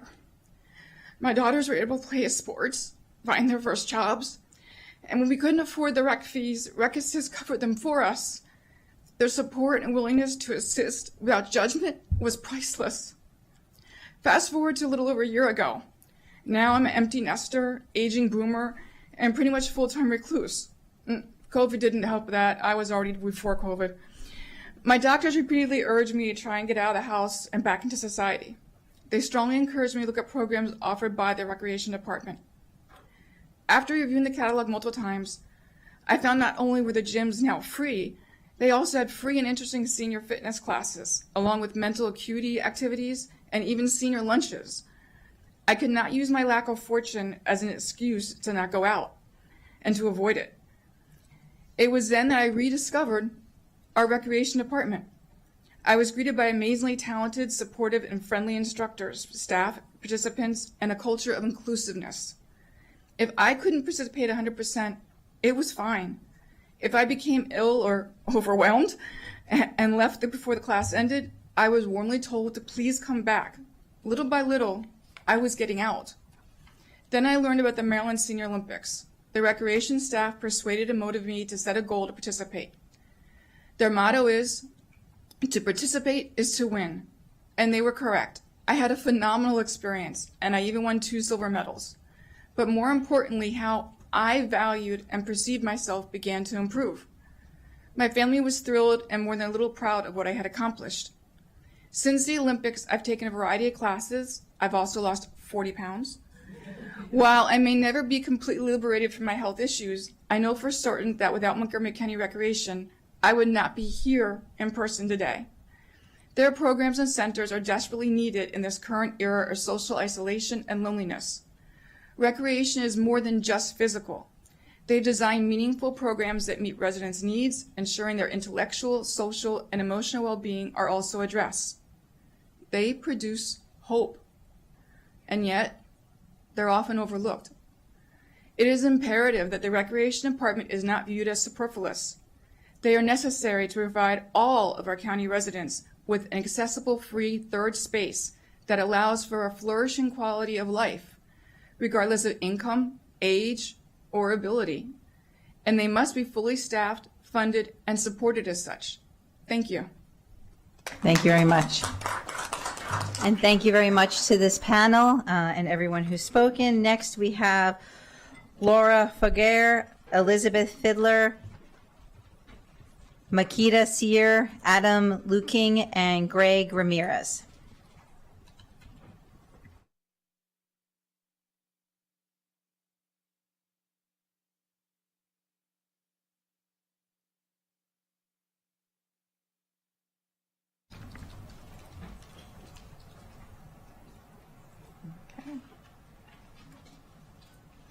And Laura Figueroa can start when you're ready.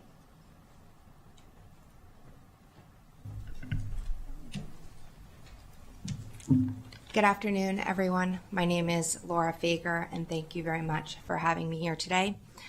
I am a Montgomery County resident, and I'm here to express my opposition to the proposed property tax rate increase. I'm also a mom of 3, and my children do and will attend Montgomery County schools. That being said, housing affordability is already a crisis in Montgomery County. And even in good economic times, many people are already priced out of living in our area. A property tax increase will exacerbate this crisis. We are already dealing with a great amount of uncertainty in our local economy. Executive orders and actions of the new U.S. administration have caused disruption across public and private sectors. As we sit here today, the markets are reeling from the administration's new tariff policy. Tariffs are effectively a tax on American people and further stress their spending power. Our region is hurting especially as not only federal government employees, but also those employed in related businesses are losing their jobs from the cuts across government agencies. I have close personal friends who have lost their jobs, and the increased competition in the job market means it's harder than ever to find new employment. For all these reasons, Montgomery County residents, like many others in the greater DC metropolitan area, are tightening their belts. Increasing property taxes will have a crushing effect on residents and only add to the economic stress they are feeling. Accordingly, I urge the Council to consider alternate means of meeting our schools' needs without imposing additional property tax increases at this time. Thank you. Thank you. Elizabeth Fiddler. Dear Council President Stewart and Council members, thank you for the opportunity to testify on the FY26 operating budget. My name is Lizzie Fiedler, and I'm speaking on behalf of Zero Waste Montgomery County, which is a dedicated group of local residents who have been advocating for zero waste programs and closing of the incinerator in Montgomery County over many years. We are very concerned about the proposed $35.5 million in FY26 operating budget earmarked for the maintenance of the Dickerson trash incineration. So in previous year, it was 0. So at the moment it's $35.5 million just for the maintenance, in addition to the regular operations of the incinerator. It's unknown how much the county plans to spend on the same line item on fiscal years 2027, 2028, and beyond. However, if we must spend more than $35 million per year, that adds up to more than $100 million spent on a facility that we are planning to close. We ask that you investigate the need for this significant expenditure and provide the public with full details about the increased operating expense related to the trash incinerator. The county executive announced in December 2021 that he plans to close the incinerator within 12 to 18 months. Last year, the county executive announced that he plans to extend the incineration for another 5 years until 2031. We can see now the consequences of this decision, which is the operating budget being increased by more than $35 million and the need to increase the solid waste service charges for all residents and businesses.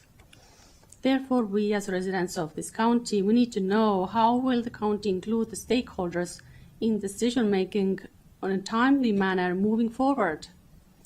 Considering various threats to the local economy and the county's financial stability, increasing the operational expenses by more than $35 million on a trash incineration that was supposed to be closed in 2026 is quite challenging to justify. How can we ensure more careful long-term planning in the county moving forward? I also want to thank you, council members, for your active participation at the briefing on the county zero waste plans on January 28. We still have not seen answers from the DP for all the questions that were asked by the council members and other participants. So we really hope that you will be able to get the answers to the public soon. Thank you so much. Thank you. Makita Sear. Good afternoon, Council President, Council members, and fellow residents of Montgomery County. My name is Makita Sear. I am here today as a resident of Montgomery County to strongly support increasing the county's budget specifically to tackle food insecurity, especially within our African immigrant communities. Food insecurity is a growing issue right here in our backyard.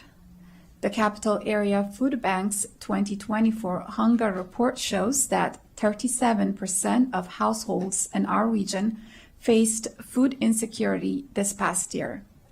This is the highest rate we've ever seen, marking a significant increase from previous years. Montgomery County itself has a vibrant African immigrant community, about 55,000 and growing, making up around 16% of our immigrant population. Many within this community continue to face unique barriers such as language obstacles, limited access to culturally familiar foods, and economic hardship.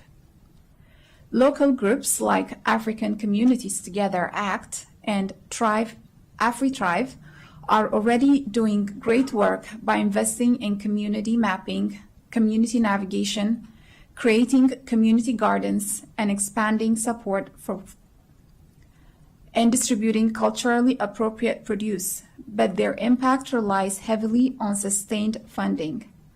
Expanding support for programs like this would significantly help reach more families who are currently underserved. We also can't overlook that fear surrounding data collection and concerns over immigration enforcement has stopped many immigrant families from accessing help, as recent reports highlight. This clearly shows the need for trust-building, culturally sensitive, and community-led approaches to food assistance. Addressing food insecurity isn't just morally necessary, it's economically smart. Hunger contributes to higher healthcare costs, lowering school performance, and decreased productivity.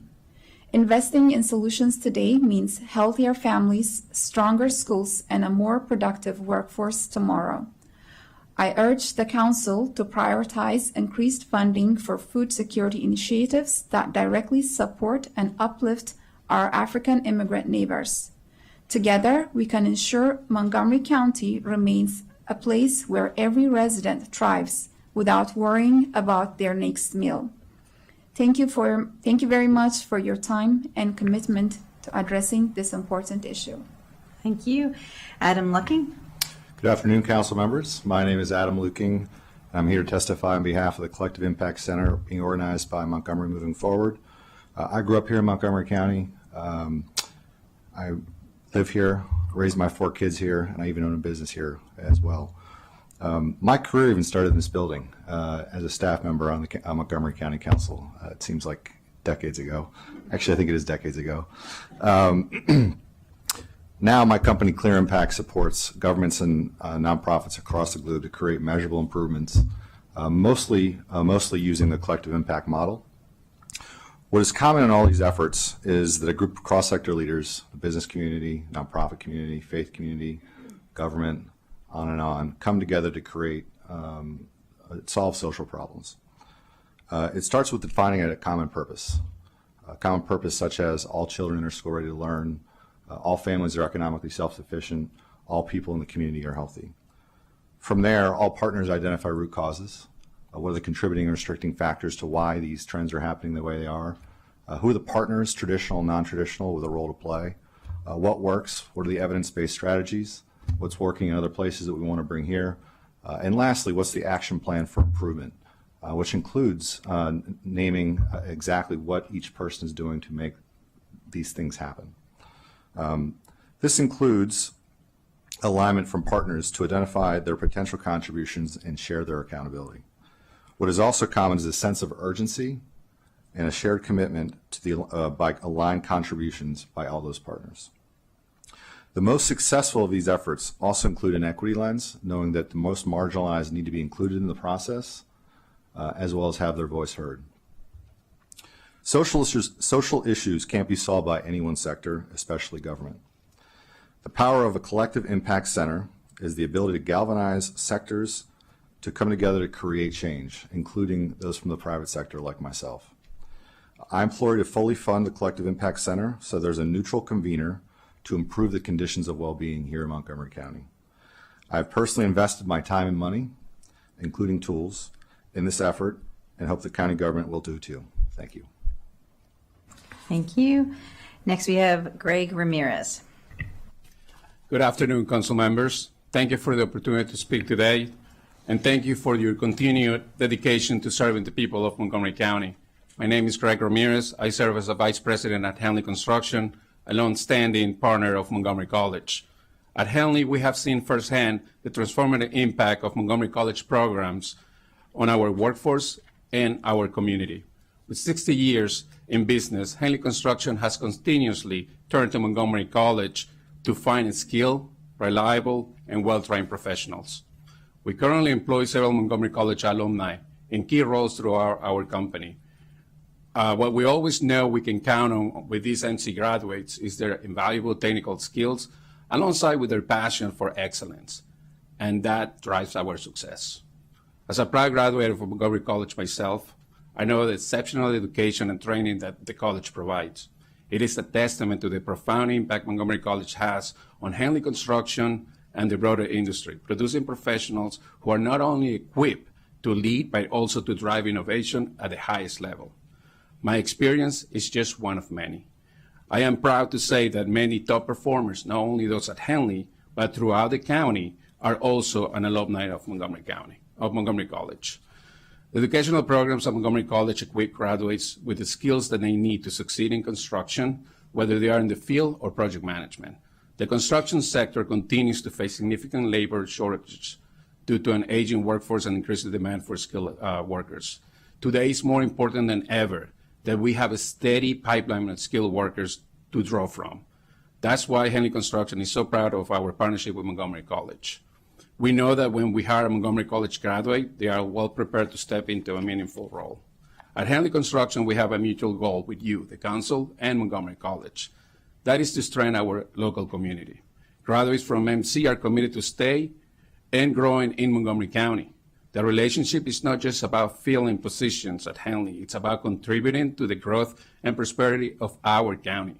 It's about providing good paying jobs, leadership opportunities, and career advancement for local talent. Your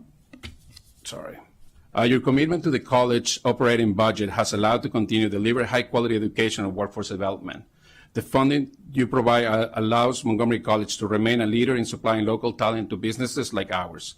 As you make decisions in the coming weeks regarding the fiscal year 26 operating budget, I, along with many other area contractors, appreciate your continued support of Montgomery College. Your investment in the college is an investment in all of our futures, our local workforce, in our businesses, and the continued growth and success of Montgomery College. Thank you very much for your time. Thank you. Thank you very much to this panel. Our next panel consists of Hale Ginsberg, Andrew Chod, Melissa Weidenhofer, Kate Liu, and Kathy Godet.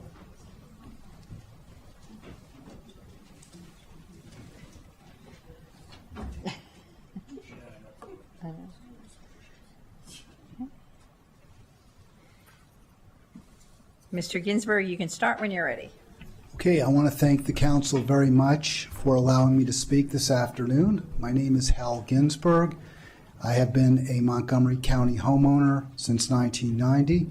My family has broad and deep roots in Montgomery County and in Maryland. My younger son is a third-generation University of Maryland graduate. Both of my sons are second-generation BCC graduates. I have been a Democrat my entire life because I view the party as the party of underdogs. And there is no greater underdog on this planet than the Palestinians, particularly the Palestinians of Gaza, who are facing the combined onslaught of the Israeli and U.S. military support. This includes bombs, bullets, missiles with virtually no defense whatsoever.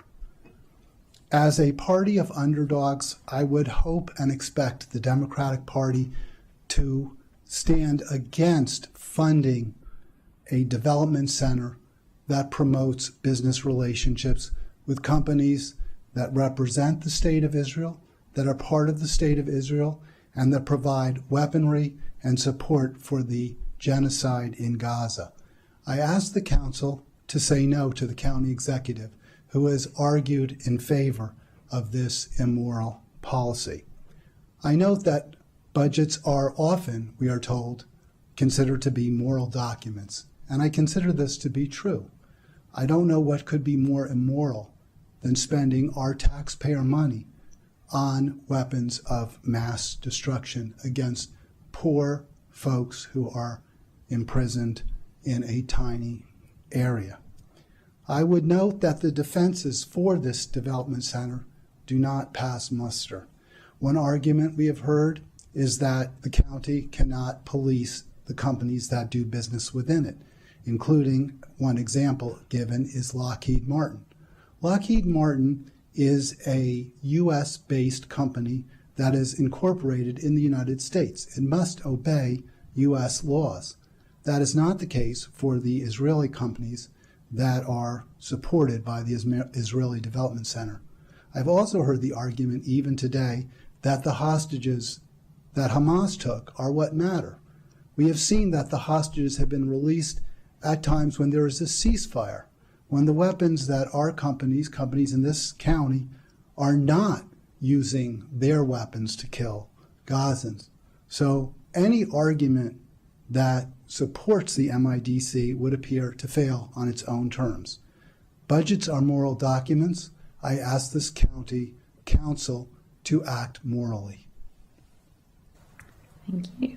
Next is Andrew Trout. Good afternoon, council members. My name is Andy Chod, and I am a third-generation business owner and real estate professional here in Montgomery County, as well as serving on the board for MCEDC.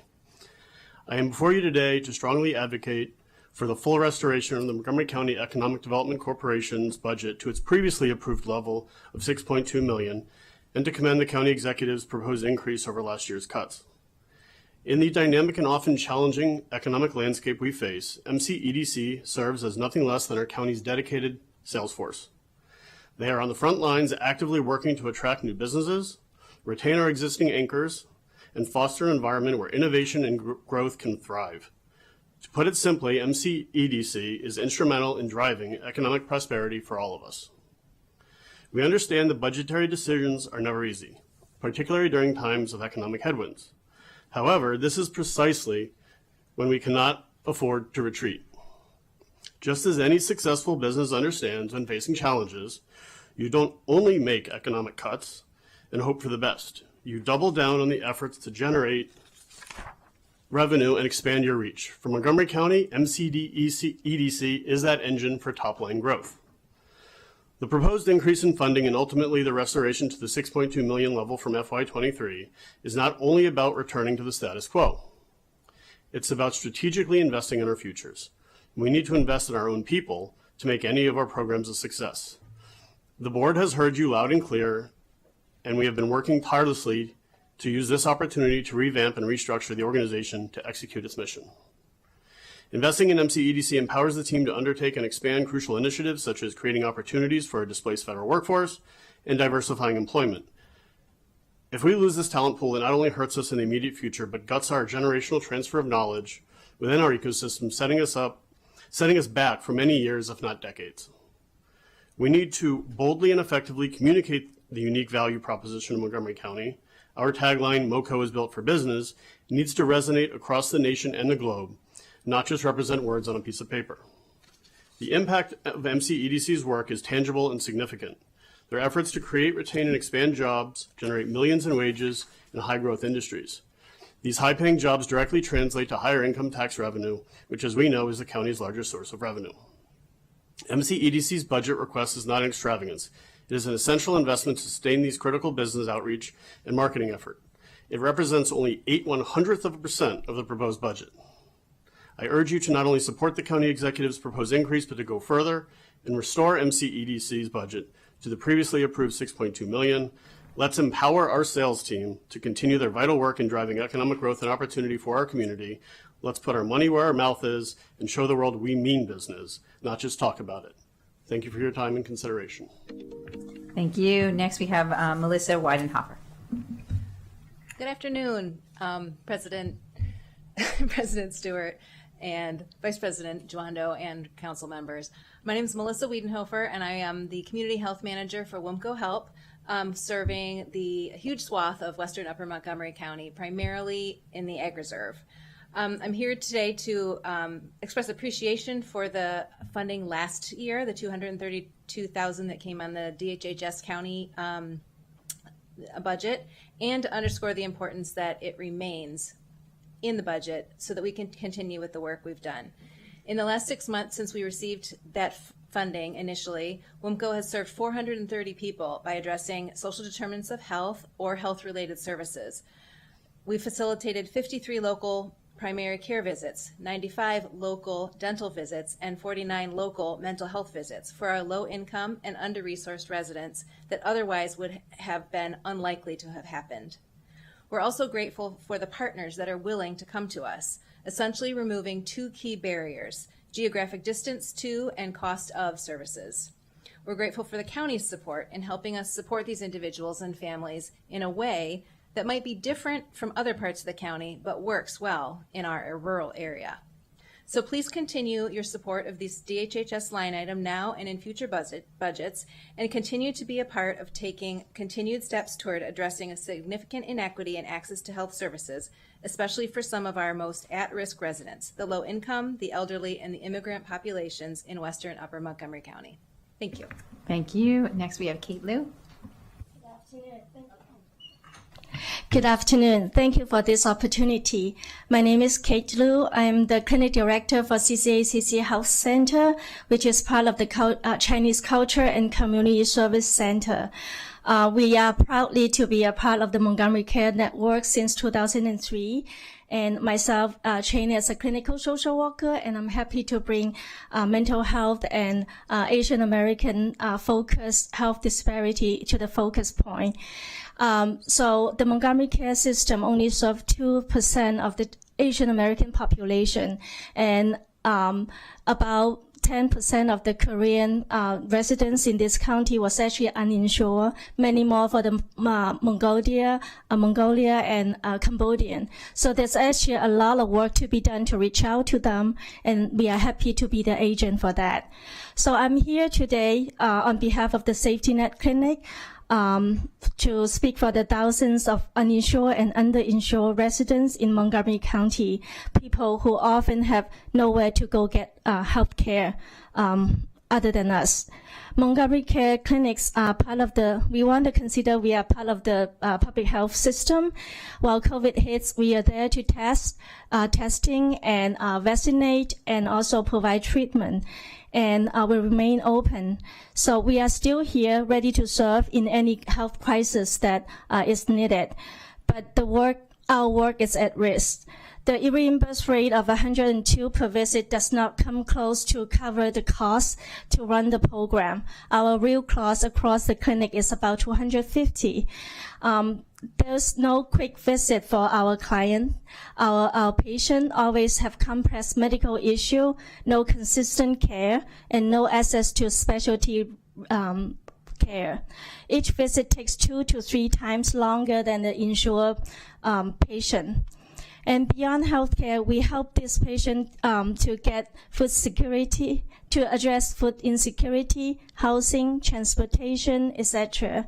But most of that service is not reflecting in the rate.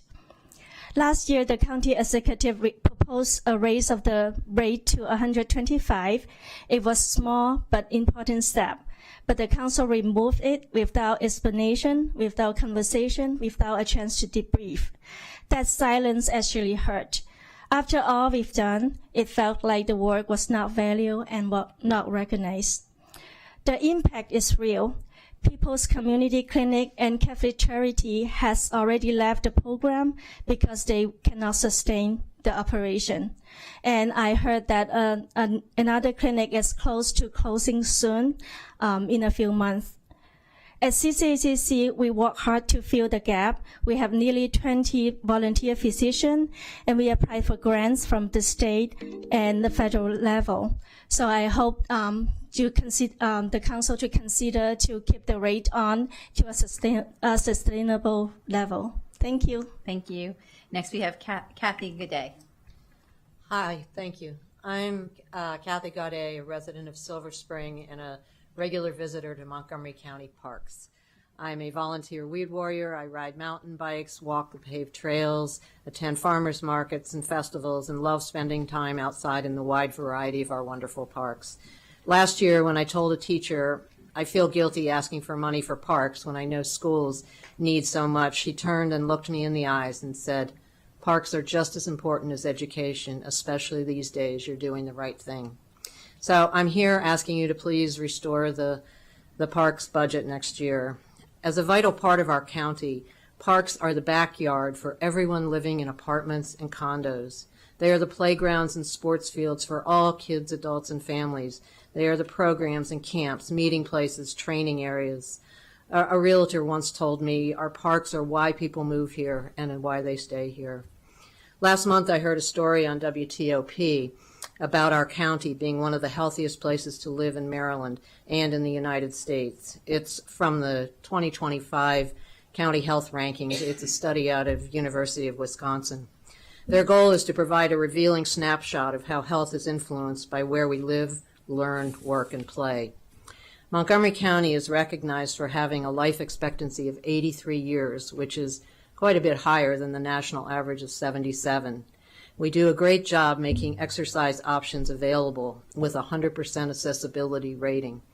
We have 37,000 acres of parkland and 422 parks and open space areas. Parks are certainly not the only factor in our ranking, but they are definitely important. We must maintain them. I walk on Sligo Creek Trail several times a week, often with a disabled person in a scooter. Maintenance of the trail is imperative for her safety. We can't skimp or cut back. Potholes and side drop-offs are so risky to her well-being. And much of my park exercise is mountain biking, and people come here from all around for our awesome trails. And when people ride bikes, they eat at local restaurants, they buy gas, they get their Gatorade, their snacks near the parks. So it's a financial boon as well. As a weed warrior, I'm part of Corinne Stevens' volunteer army that fans out over Montgomery County parks, trying to keep the relentless invasives at bay. There is someone working somewhere almost daily. It's a never-ending battle to save our trees that are so important to fighting climate change and keeping our parks beautiful. We must preserve our trees and parks. I'm very passionate about our parks, but I'll stop here, and I hope you strongly consider not cutting the budget for our gems of our parks. The staff and infrastructure are so vital to the county's quality of life now and even more in the future. Thank you. Thank you so much. Thank you to this panel. Our next panel in person is Stephanie Helsing, Jonathan Thiesman, Stephen Lampham, Benjamin Ross, Amy Ackerberg Hastings.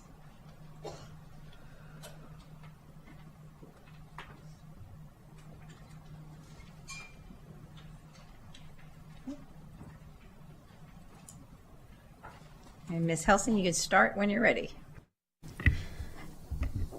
Council President Stewart, Vice President Jawando, and esteemed council members. First, I feel like I should say I also love parks, and I also wish I had some kittens to give you. It's been a long day. For the record, my name is Stephanie Helsing, and I'm the President and CEO of the Greater Silver Spring Chamber of Commerce. And on behalf of the Chamber, representing more than 320 employers, mostly small and minority-owned businesses, we are here to express concerns as you deliberate action on the County Executive's proposed FY26 budget. The Chamber recognizes the challenges facing our county leaders today, and as business leaders in Montgomery County, we share a vision of growing the county's economy, creating jobs, and fostering a thriving business community and community at large. So, we ask our county leaders to focus on creating an environment where economic development is welcomed, not just in a tagline, but in reality. One that invites investment into our county, includes incentives for growth, and creates competition with our surrounding jurisdictions. Unfortunately, this budget does not do that. If enacted, this will continue to create non-permissive and non-competitive environment and will only continue to incentivize businesses and, to be honest, wealthier individuals to leave Montgomery County. A minority-majority county equity focus area, Silver Spring has been slower to recover even after 5 years of the pandemic for reasons out of their control. The community continues to be negatively impacted by continuing Purple Line construction, rising prices on basic goods, and now a community that is being gutted by federal cuts. The proposed 3.5% property tax increase, coupled with another increase in maintenance of effort for MCPS and other fees proposed, not only impact a business's bottom line directly, but the ability of the community, who is also struggling, to continue to support those businesses. The increases proposed are unsustainable for this community, and expecting more at this moment is unreasonable. This past year, Montgomery County raised property taxes, recordation taxes, implemented rent control, and passed legislation requiring electric-only building permits by next year. Business energy performance standards regulations, while passed by a prior council, we understand that, do place a new reporting and capital cost burden on large building owners, including houses of worship and condo associations. That's just a small list. The requested tax increase and additional fees will deter investment overall, disincentivize the workforce from considering Montgomery County as a viable option, and make it difficult for business owners and residents to continue to choose Montgomery County as a place to live, work, and play. We don't envy your position, but do urge you to protect businesses and residents who are already facing affordability issues. The Chamber is supportive of funding priorities that enhance our overall quality of life and competitive and permissive environments. With that, we will grow businesses who will in turn support the entire community and the social agendas that they care about. Thank you for your consideration. Thank you. Jonathan Thiessen. Hi. Good afternoon, President Stewart, Vice President Joando, and members of the Council. Thank you for the opportunity to testify today on the fiscal year 2026 operating budget. My name is Jonathan Thiessen, and I am the parent of 3 children who have attended MCPS schools, including a 3rd grader who is currently at Bell Elementary School. I'm also one of the Montgomery County Council of PTA's cluster coordinators for the 7 schools in the Richard Montgomery cluster. Budget proposals are moral documents reflecting the community's values and priorities. The funding we provide to our schools will impact our children's personal growth into adulthood, their ability to succeed in college and careers, and the broader trajectory of their lives. Superintendent Thomas Taylor and the Board of Education have proposed an FY26 operating budget that addresses the district's extensive needs. The proposal would help create safe and welcoming learning environments, enforce systems and processes for continuing school improvement, invest in differentiation instruction, and return the system to academic excellence. On behalf of our Richard Montgomery cluster of schools and PTAs, I urge you to fully fund MCPS schools. In my brief time remaining, I will touch on 3 points on why it is imperative that the county provide full funding for our schools.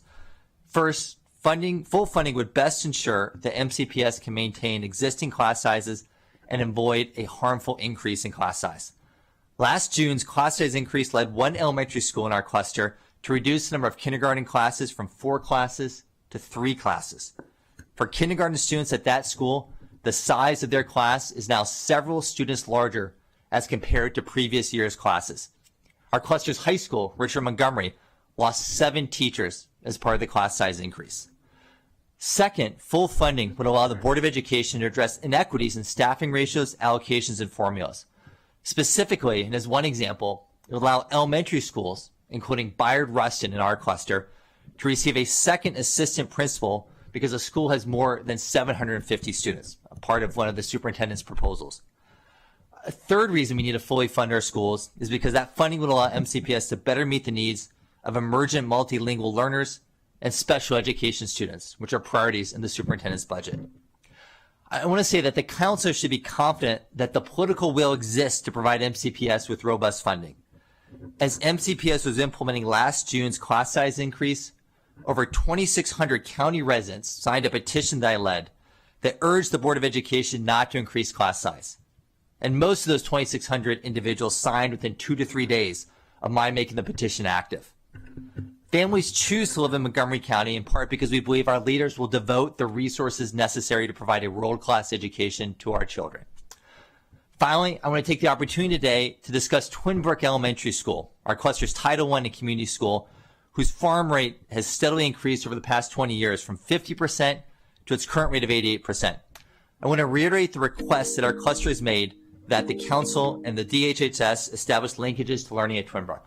Thank you. Thank you very much. Thank you. Mr. Lapham? Hello. On the mic. Got it. Hello, my name is Stephen Sellers Lapham. I'm a 30-year resident of Montgomery County. Thank you for this opportunity to speak about the FY 2026 county budget. I pray that my every word be rooted in compassion for all human beings, that I stay on topic as well. I'm not asking you to restore funding or to give more funding. I'm asking you to spend less. Montgomery County is now implicated in war crimes. In October 2024, Israel dropped bunker-busting bombs on multi-story residential apartment buildings in Beirut, Lebanon, killing dozens of civilians. These bombs made in the United States contain the SPICE GPS guidance system, which is built by Rafael, a company that is an agency of the Israeli government. Rafael came into Bethesda, Maryland through the support of MIDC, the Maryland Israel Development Center. MIDC brokers deals with U.S. bomb makers to use the SPICE system. I'm here to ask, why has this council selected one nation, Israel, to receive public funds, the exact amount seems to be a secret, for Israel's military industries and indeed Israel state war agencies, while our county's budget for services and infrastructure for its own citizens is facing cutbacks, as we're hearing today? If this county council were to give sole preference and privilege to France or Finland, to Togo or Tunisia with a direct grant, we'd ask what the heck was going on. But because the recipient is Israel, we citizens are supposed to be cowed into silence. Who wants to be called an anti-Semite? However, one method to fuel real Jew hatred and hatred of all Americans is to enable Israel's suicidal, ever-expanding wars and ongoing genocide against the people of Palestine. What I am about to say is directly relevant to this controversy. Epidemiologists warn that the next pandemic is likely to be bird flu. The end-of-days Christian Zionists who run the White House are threatening to cut off more than $8 billion in federal grants and contracts to Harvard University. They don't like Harvard's response to student-led campus protests in solidarity with the suffering people of Gaza. The loss of funds could shut down the top life-saving research on vaccines against bird flu. Why is the Trump administration conducting this witch hunt? Because the Zionist lobby has made spurious charges of anti-Semitism against that university. Who polluted the elections in Montgomery County by spending $6 million in a primary to defeat Congresswoman Donna Edwards in her seat to run for Congress again? The Zionist lobby. Who pressures for MIDC? The Zionist lobby. These never-ending wars in the Middle East will stop. The genocide must stop. Zionism, in the words of a proud Israel patriot, Zev Jabotinsky, a settler colonial adventure that worships guns. It is a death cult. Step away from death and choose life. Montgomery County's grant to MIDC must take a stand. Give the Maryland Israeli Development Center $0. Thank you. Mr. Ross. Good afternoon. My name is Ben Ross. I'm speaking today about the Ride-On bus budget as an individual. Ride-On ran its first bus in 1975. In 30 years, it grew into one of the nation's best suburban bus systems. Today, it's in decline. In 2007, Ride-On carried 29 million trips. That was 31 trips per county resident. This year, it will carry about 19 million trips, 18 trips per resident, a decline of 43%. Why is this happening? A part of it is past policies. In the county's older neighborhoods where it's easy to run transit, restrictive zoning keeps potential riders out. In the up-county, the overbuilt roads make it difficult and dangerous to walk to the bus stop. Now we're working on those problems. But a bigger problem with Ride-On is that's not the main problem. Our neighboring jurisdictions have the same inherited issues, and they haven't suffered the same loss of bus ridership. The bigger problem is that Ride-On has lost its focus on the bus rider to chase after shiny objects. My written testimony has a long list of examples, large and small. The builders of Ride-On, led by great public servants like David Bone and Carolyn Biggins, gave priority to serving the riders. Every route ran at least once every half hour. Relief buses were ready to fill in when a bus broke down. Now, buses on many routes arrive 35 or 40 minutes apart, and those buses come on time only 70% of the time. On a route like that, no one who has a practical alternative will use it. What bus riders want most is buses that come frequently all day and evening. Frequency, span and service, and reliability should be the priorities in the transit budget. Fancy bus shelters shouldn't come at the expense of good bus service. Bus riders should not be paying alone the cost of converting buses from diesel to electric when those who drive gasoline-powered cars don't contribute. The extra costs of buying and operating electric buses should be paid out of general funds, not from transit revenues. Electrifying a bus doesn't help the climate if riders switch to driving. Now, growing transit ridership is essential for the county to reach its goals for transportation, for the economy, and for the environment. Please use this budget to set Ride-On a better course. Put the riders first. That will bring them back to the buses. Thank you. Thank you. Thank you very much. Now, Amy Ackerberg Hastings. Great job. Good afternoon, President Stewart, members of the County Council, and staff. Thank you for the opportunity to testify about the county's operating budget allocations. My name is Amy Ackerberg Hastings. I serve MCCPTA as the Central Area Vice President for the Churchill, Richard Montgomery, Poolesville, Rockville, and Wooten clusters, and I am the parent of an RM Jr. Our communities request full funding of County Executive Elrich's recommendation for MCPS's FY26 operating budget. We realize that the present moment poses challenges for budget setting, with probable county revenue shortfalls, state-level deficits, and an impulsive and capricious White House administration. However, staffing and materials only grow more expensive, while historically high social, emotional, and academic needs of students and employees persist. As PTAs, we advocate for every child to receive the highest quality education and to mature holistically through positive and meaningful experiences with classmates, teachers, and staff. Just as the maintenance of effort portion of MCPS's budget retains essential support such as social workers and bridge to wellness programs, the new funding requests address long-standing serious needs. In particular, I think every school in our 5 clusters could tell hair-raising stories of behavior disruptions that detract from the education of children with severe mental health needs, as well as the education of their classmates. Line items especially important to us include $46.7 million to hire 188 special education teachers and 500 full-time paraeducators, $3.2 million for 52 additional FTE school-based security assistants, and $4.3 million for 47 FTE teachers to support emergent multilingual learners. Although the central area supports full funding of this budget, the chief concern for parents is class size, as you've heard from Jonathan. We were disappointed that it was not directly addressed this year, but we understand that the added positions offer a first step toward reducing student-teacher ratios. We will keep bringing this issue to you and to MCPS, and we are encouraged that Dr. Taylor has expressed interest in reforming class size guidelines. I know that determining a $7 billion budget is an enormous job in itself, but I will close with an additional request. Please continue to partner with us in holding MCPS accountable for prudent and transparent use of its funds.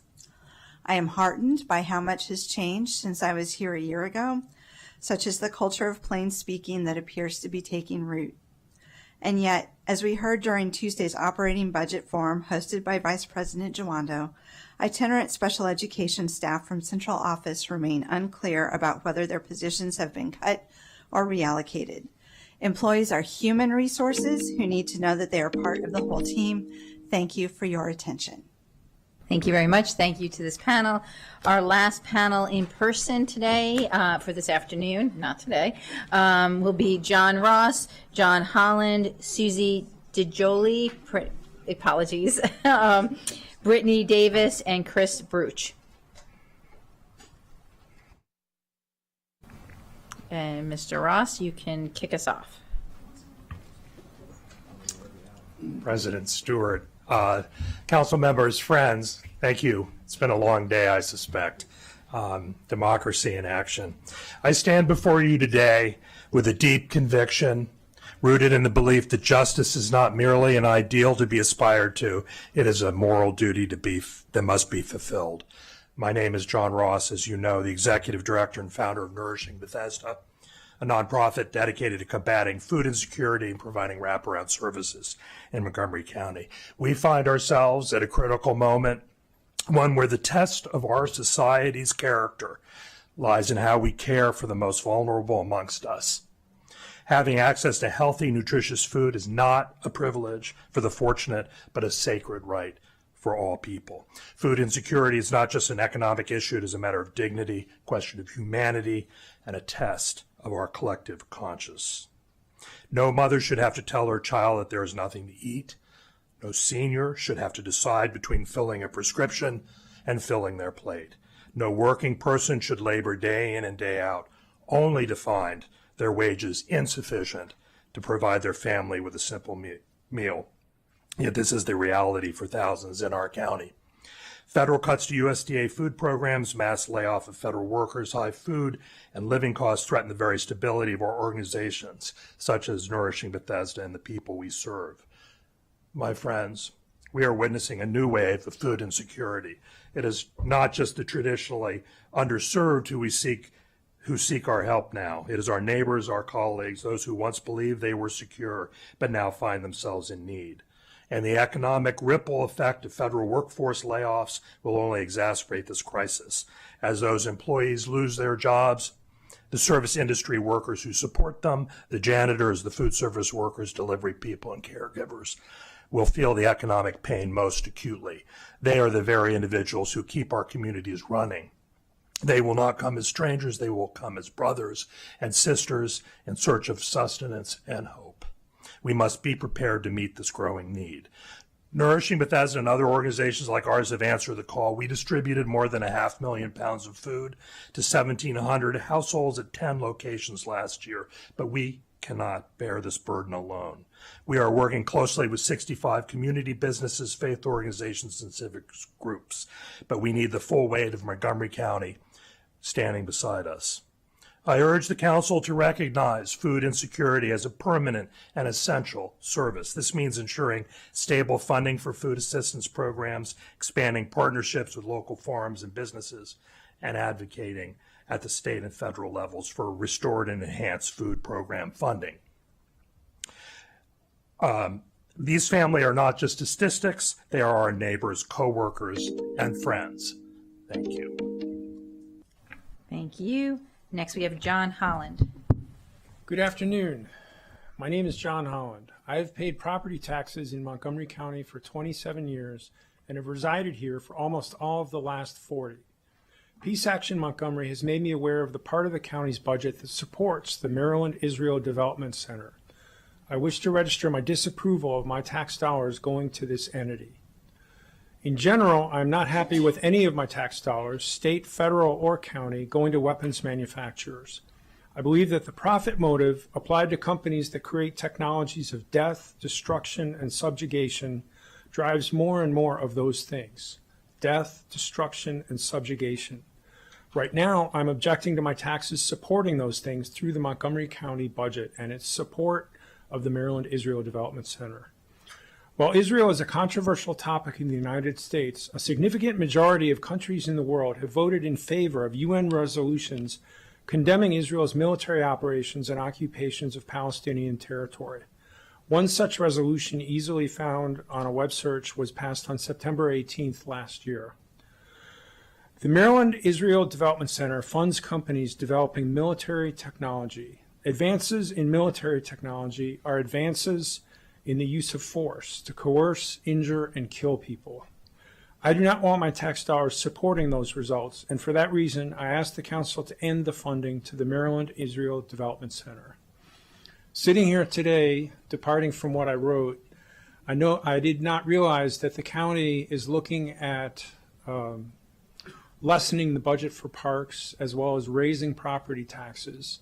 And I think doing both of those things in conjunction with supporting this Maryland Israel Development Center, especially, I think it's very, very morally dubious. And in addition, I find it very suspicious that the support for this center can't be part of the regular budget and is slipped in sort of at the last minute. So thank you for your time. Thank you very much. Next we have Susie, and I'm going to ask you to pronounce your name for me. Gijoli. Gijoli, thank you. Just pretend the D's are silent. Okay, I appreciate it. Hello, President Stewart, Vice President Jawando, and County Council members. My name is Susie Gijoli, and I'm a proud MCPS speech-language pathologist, as well as a graduate, and as of this year, I'm an MCPS parent. I am here today to urge you to fully fund the education budget, not just as a line item, but as an investment in our future. Every student in this county deserves access to a world-class education, regardless of their zip code, background, or income. But the stark reality is that too many schools are overcrowded, understaffed, and under-resourced. Educators are working tirelessly, yet many are stretched to the limit. During my time in this county, I have had the joy of helping my students develop their speech and language skills, of partnering with their families, and contributing to communities that are fiercely dedicated to the children and their success. But during my tenure here, I have also faced the frustration, like so many other educators, in confronting obstacles that are not so easily overcome. A major obstacle currently is vacancies in our special education positions, from teachers to therapists to psychologists to paraeducators. I've seen firsthand how deeply impactful this is for our students. There are special education classrooms for students with significant needs that have gone all year without a teacher, receiving disjointed instruction from a revolving door of substitutes.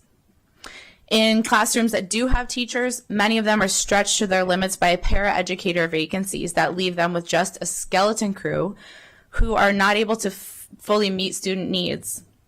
This doesn't just affect those special education classes. There are ripple effects throughout the entire school when staff are pulled from other vital positions to fill in special education classrooms, or when dysregulated students who are not receiving the support they need disrupt instruction or cause safety concerns for their peers. Over these next 2 days, the council will hear from many, many educators who will share their joys, their frustrations, their hopes that you, as our elected politicians, will do the right thing for Montgomery County's kids and fully fund the school budget. Each of their stories has inherent value because at the heart of each story is a student, their promise, and their potential. But how many stories need to be told to know that there truly is a problem? How many stories need to be heard to know that the kids are not all right, that our educators are not all right? How many stories are needed so that we can begin to see action is taken to fix these problems in schools and across the school district? Superintendent Taylor comes from Stafford County, where 63% of the county budget is allocated to the schools. Montgomery County trails that very sadly at only 46%. We tell ourselves the story here in Montgomery County that we believe in and are deeply committed to public education, and I hope we can make that story a reality by fully funding the budget. Thank you. Ms. Gijoli. Thank you for coming. And now we'll go to Brittany Davis. Good afternoon. Good afternoon, council members, president, and vice president. My name is Brittany Davis. I am a Montgomery County resident, a parent to a high school senior at Bethesda Chevy Chase High School, as well as a special education advocate. I come before you today because I have spent countless hours and money from my life savings and 401k to help my child obtain a free and appropriate education, one that has not been free at all for me. As a parent, due to IEP challenges, in-school support services, and placement issues underserved students face, my son has repeated the 12th grade twice. With an exception of this year, I have decided to send him to a military school, hoping that he would be able to efficiently and successfully graduate from high school.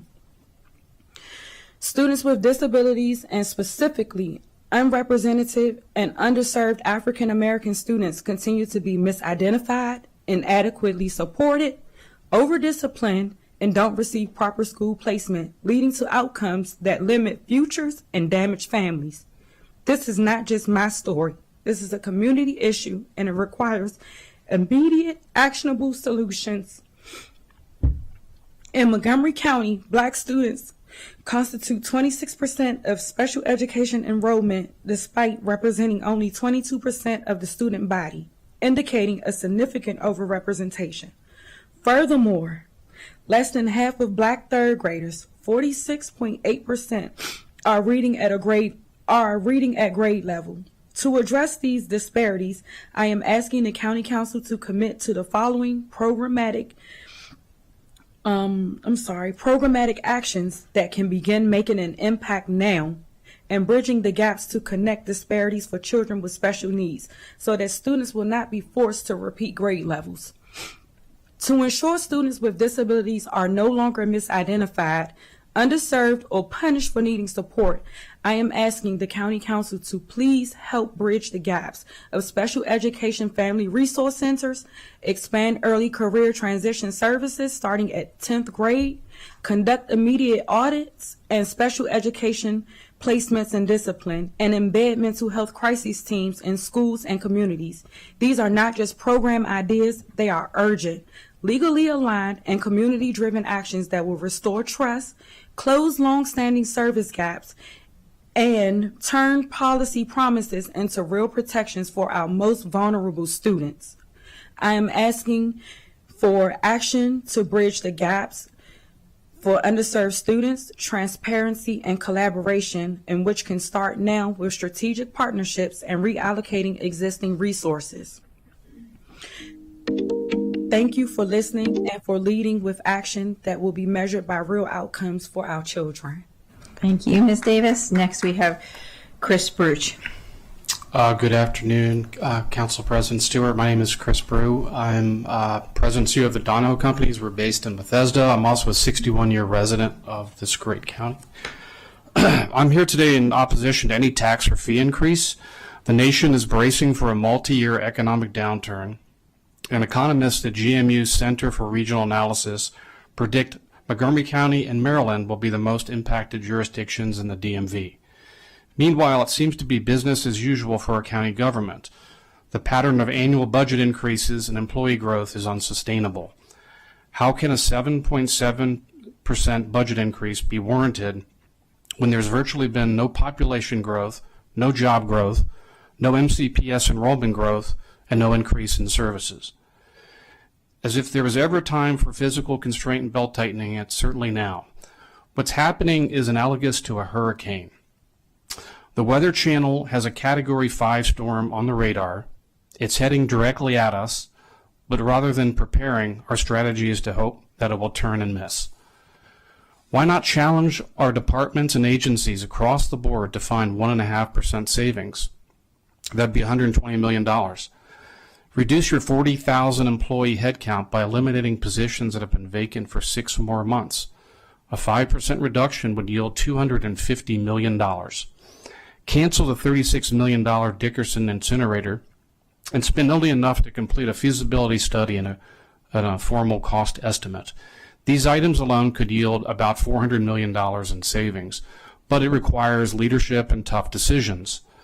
It's disappointing that our county, which has the largest concentration of federal employees and contractors, seems to have no empathy or concern for the 10,000 plus federal employees and contractors who are recently unemployed. Now is not the time to raise their taxes and fees on our neighbors, those coping with life-changing events.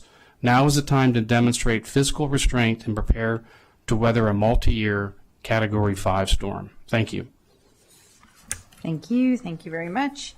That does it for this panel. Thank you for coming today. And that is it for our in-person testimony. Now we will turn to our virtual testimony and start with Mayor Jeffrey Slavin. Good afternoon, County Council. Jeffrey Slavin here, Mayor of the Town of Somerset. Today, I am here in my capacity as a member of the Board of Directors of Montgomery Community Media and as its past president, having served for 10 years. I wanted to let you know that I stand with MCM, and I want to thank the County Executive for the generous budget proposal and urge all of you to support it. You heard from our outstanding CEO, Jasmine White, earlier on this topic, but I want to thank all of you for your engagement with this valuable resource and to urge you to continue the engagement throughout the year and also encourage your constituents to do the same, because remember, information is power. Thank you. Thank you. Next we have Tonya Gilchrist. Hello, can you hear me okay? Yes, go ahead, Ms. Gilchrist. Thank you. Hi, I'm Tanya Gilchrist. I'm chair of the Commission on People with Disabilities. Thank you for your time today. The Commission on People with Disabilities recommends that the county eliminate or greatly minimize the installation of designated bike lanes on main artery streets. This needs to be done as they cause serious safety concerns for pedestrians who have a disability and drivers from teenagers to older adults. Designated bike lanes present specific barriers to people who have low vision, blindness, hearing loss, mobility limitations, or intellectual disabilities. The FY26 recommended operating budget includes $62.9 million for Vision Zero initiatives, which include increased bicycle and pedestrian initiatives. Designated bike lanes are expensive to install, and we ask, does this cost justify their installation, which with such little observed use? If even some of these funds were used for services for people with disabilities instead of bike lanes, think of the difference that could make for people with disabilities. The county could and should do more to prioritize safety for people with disabilities, as the Americans with Disabilities Act, ADA, which is a federal civil rights law, prohibits discrimination against people with disabilities in everyday activities. The ADA mandates accessibility in employment, public services, and transportation for people with disabilities. People with disabilities are covered as a protected class, whereas cyclists are not a protected group. Secondly, the Commission supports full funding of the Developmental Disability Supplement. The county executive's current budget includes a 3% increase for the supplement, and the request from the inter-ACC-DD was a 6.6% increase, which the Commission supports. If approved, the FY26 DD supplement of 6.6% would increase to over $23 million to be distributed to between 41 provider agencies.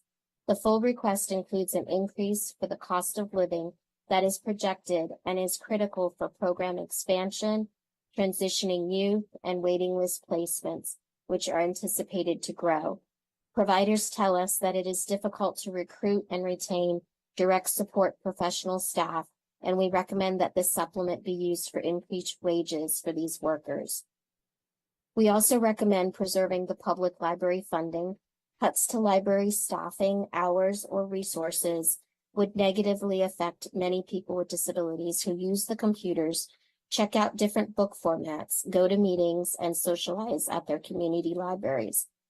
The Commission supports the county executive's allocation of $800,000 to reduce long-standing wait lists and increase capacity in programs serving vulnerable population. Thank you for the opportunity to provide comment. Your consideration of this testimony is greatly appreciated.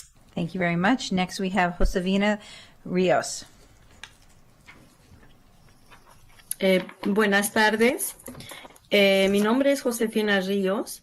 Soy parte de la Junta Directiva de la Asociación de las Proveedoras Latinas de Cuidado Infantil en Maryland. Nuestra asociación representa a más de 360 proveedoras latinas de cuidado infantil activas en el condado de Montgomery y en todo el estado. Good afternoon. My name is Josefina Rios, and I am part of the Board of Directors of the Maryland Latino Childcare Association. The Maryland Latino Childcare Association has more than 360 active childcare providers across Montgomery County and in the state. Como proveedora de cuidado infantil en el hogar durante más de 20 años, con una larga trayectoria trabajando directamente con niños y familias de nuestra comunidad, estoy aquí para pedirle su apoyo a la propuesta de 4 millones en fondos adicionales para subsidios de cuidado infantil y programas de apoyo para la primera infancia.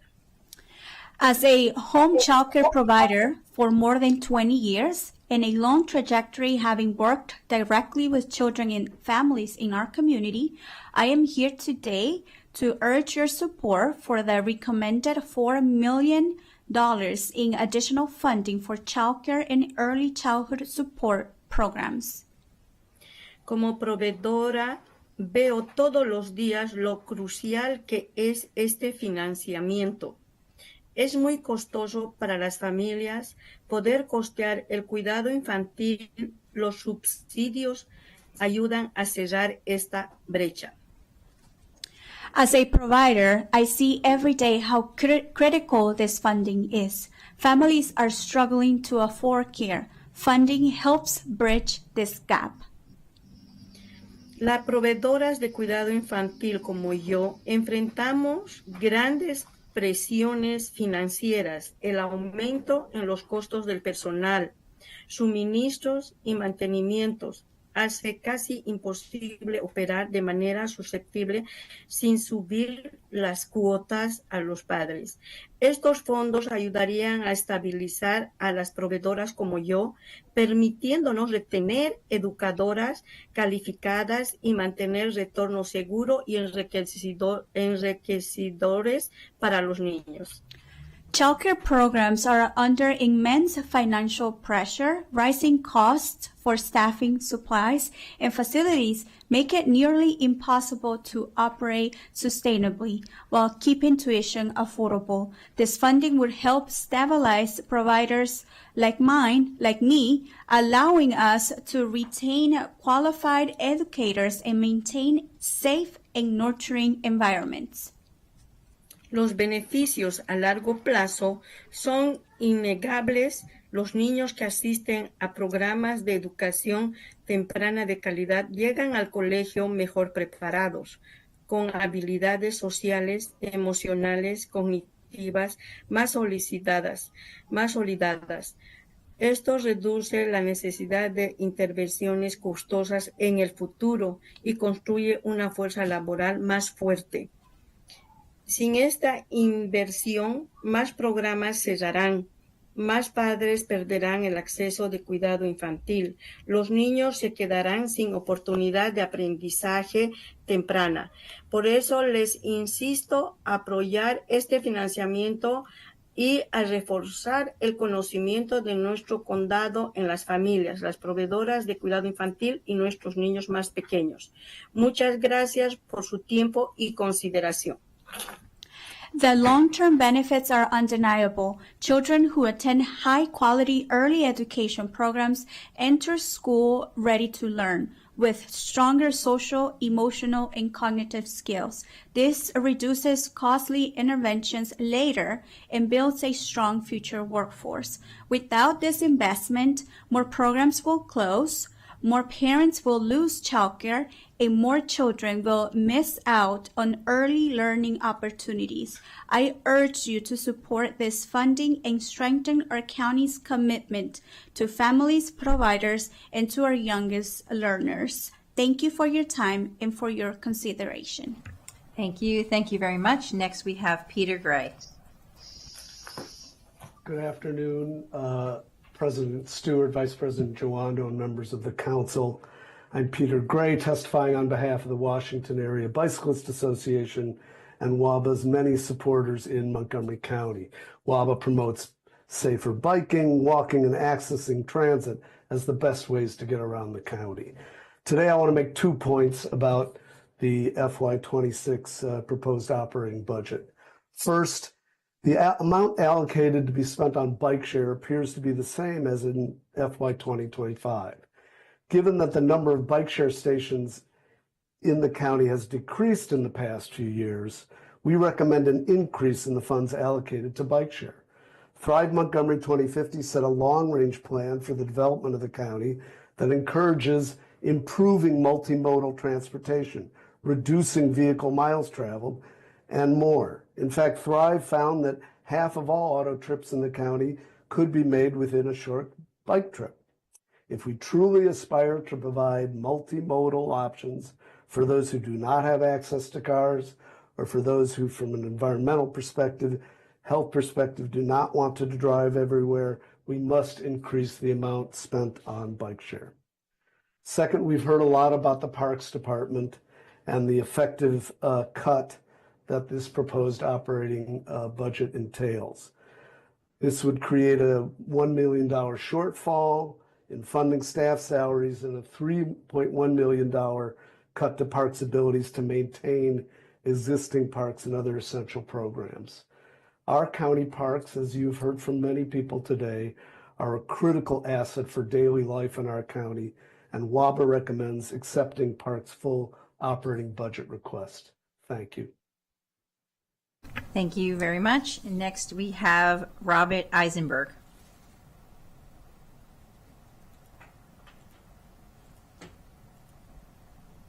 All right, can you hear me okay? Yes, we can hear you. All right, thank you for the opportunity to speak before the council. Again, my name is Robert Eisenberg. I'm simply a county resident, not a member of or representing any organization. My wife and I have been homeowners in the Damascus area for more than 35 years. We are both now retired. Our children attended MCPS from grades K through 12, and I appreciate the importance of quality schools, along with other county programs and resources. However, I am greatly concerned about the proposed 2026 county budget that includes a 3.5% increase in property taxes. I am strongly opposed to this tax increase. Tax increases like this are especially hard on retired individuals like us, many of whom, like us, don't qualify for any form of tax reduction. This tax increase would be on top of the already increasing property taxes we pay due to increasing property values. I'm personally astonished sometimes at the current value of the home we purchased back in the 1980s and which we hope to be able to stay in for many more years. I also have younger neighbors who struggle to purchase a house in the county due to the overall high cost of living, and who would also be negatively impacted by this tax increase. Again, I understand the importance of having high quality schools and providing other key services to residents. However, the county, like the rest of us, must learn to live with the financial resources it has. If, for example, schools truly need more money, then spending should be reduced elsewhere. I know those are very difficult and painful choices. I've heard many speakers today describe many valuable and worthy programs and resources, like our parks, for example. But those difficult funding choices and trade-offs are no different than the types of decisions residents make every day. The county, like individuals, must prioritize spending of the available and limited resources and not repeatedly increase taxes, which can make living here unaffordable and negatively impact the quality of life for all residents. I ask that you not approve the proposed budget with the property tax increase or any similar tax increase at this time. Thank you. Thank you very much. Next, we have Frank Yang. Hi, my name is Frank Yang, and I'm the president and CEO of Leatrice Inc. We are a startup developing building insulation material that's based in Twin Labs in Rockville, and I'm testifying regarding the role of the Montgomery County Economic Development Corporation for the 26 operating budget. So first of all, I wanted to just express a strong statement of appreciation and support for everything that not only MCEDC but others in the county have done for us as a business. But what I also wanted to do was just sort of share our story and share how the corporation's been pivotal in keeping us here in Montgomery County and helping us grow. So I'm a two-time startup founder. Before I moved back to the area, I ran a solar manufacturing company that built a 100-employee manufacturing plant in the U.S. And then in 2018, founded Leatris, here from scratch with my co-founder, Dr. Arthur Yang, who's a researcher, and he's actually also my father. So it actually initially took us about a year and a half to find initial funding for this venture. And then even after that, it took us a little bit of time to get it off the ground. And as that happened, during COVID, we really looked at a lot of options for how to set up the company and where to set up. And then in late 2021, ended up signing a long-term lease on a 5,000 square foot lab at Twin Labs in Rockville, largely with the initial sort of help and introduction of MCEDC. And I think if you think about economic development, these sort of local chambers of commerce or sort of similar entities are really the gateway for businesses to come in and get acquainted with the county, right? So at that time, we could have put the business almost anywhere and chose to put it in Rockville in Twin Labs. And since then, we've raised, additional funding and been fortunate enough to get government grants and corporate partnerships. So we're now employing 11 people full-time. We've doubled the footprint of our lab recently, and we'll be announcing some additional expansion activities soon. And MCEDC has been there with us every step of the way. They've been very proactive in working through some questions we've had on the expansion, different hiring and training and incentive issues in the county, and they've been a really valuable partner throughout. So wanted to express my appreciation and support, and also remind everybody of the role that small business plays in this county, particularly during a tough economic time where there are government layoffs going on.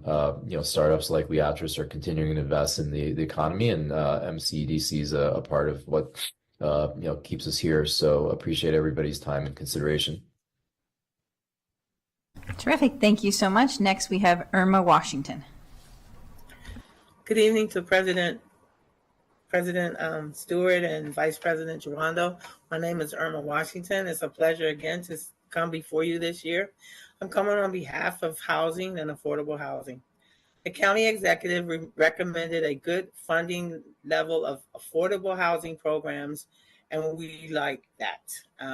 However, HOC request assistance for several specific programs and properties that haven't received any funding.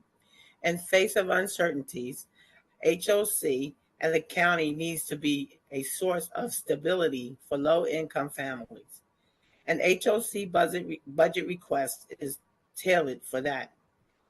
Please consider HOC's funding request so that we can ensure all of our customers get what they need. Please also maintain the county executive's recommended funding for affordable housing throughout the county for your upcoming fiscal budget for 2026. And again, it's a pleasure to be before you. I thank you, and may you all have a wonderful evening. Thank you very much, Ms. Washington. That is the last of our folks testifying this afternoon. So we are done with our first of 5 public hearings on our budget this year. Thank you to everyone who is here. Thank you to our staff for having our first afternoon go smoothly.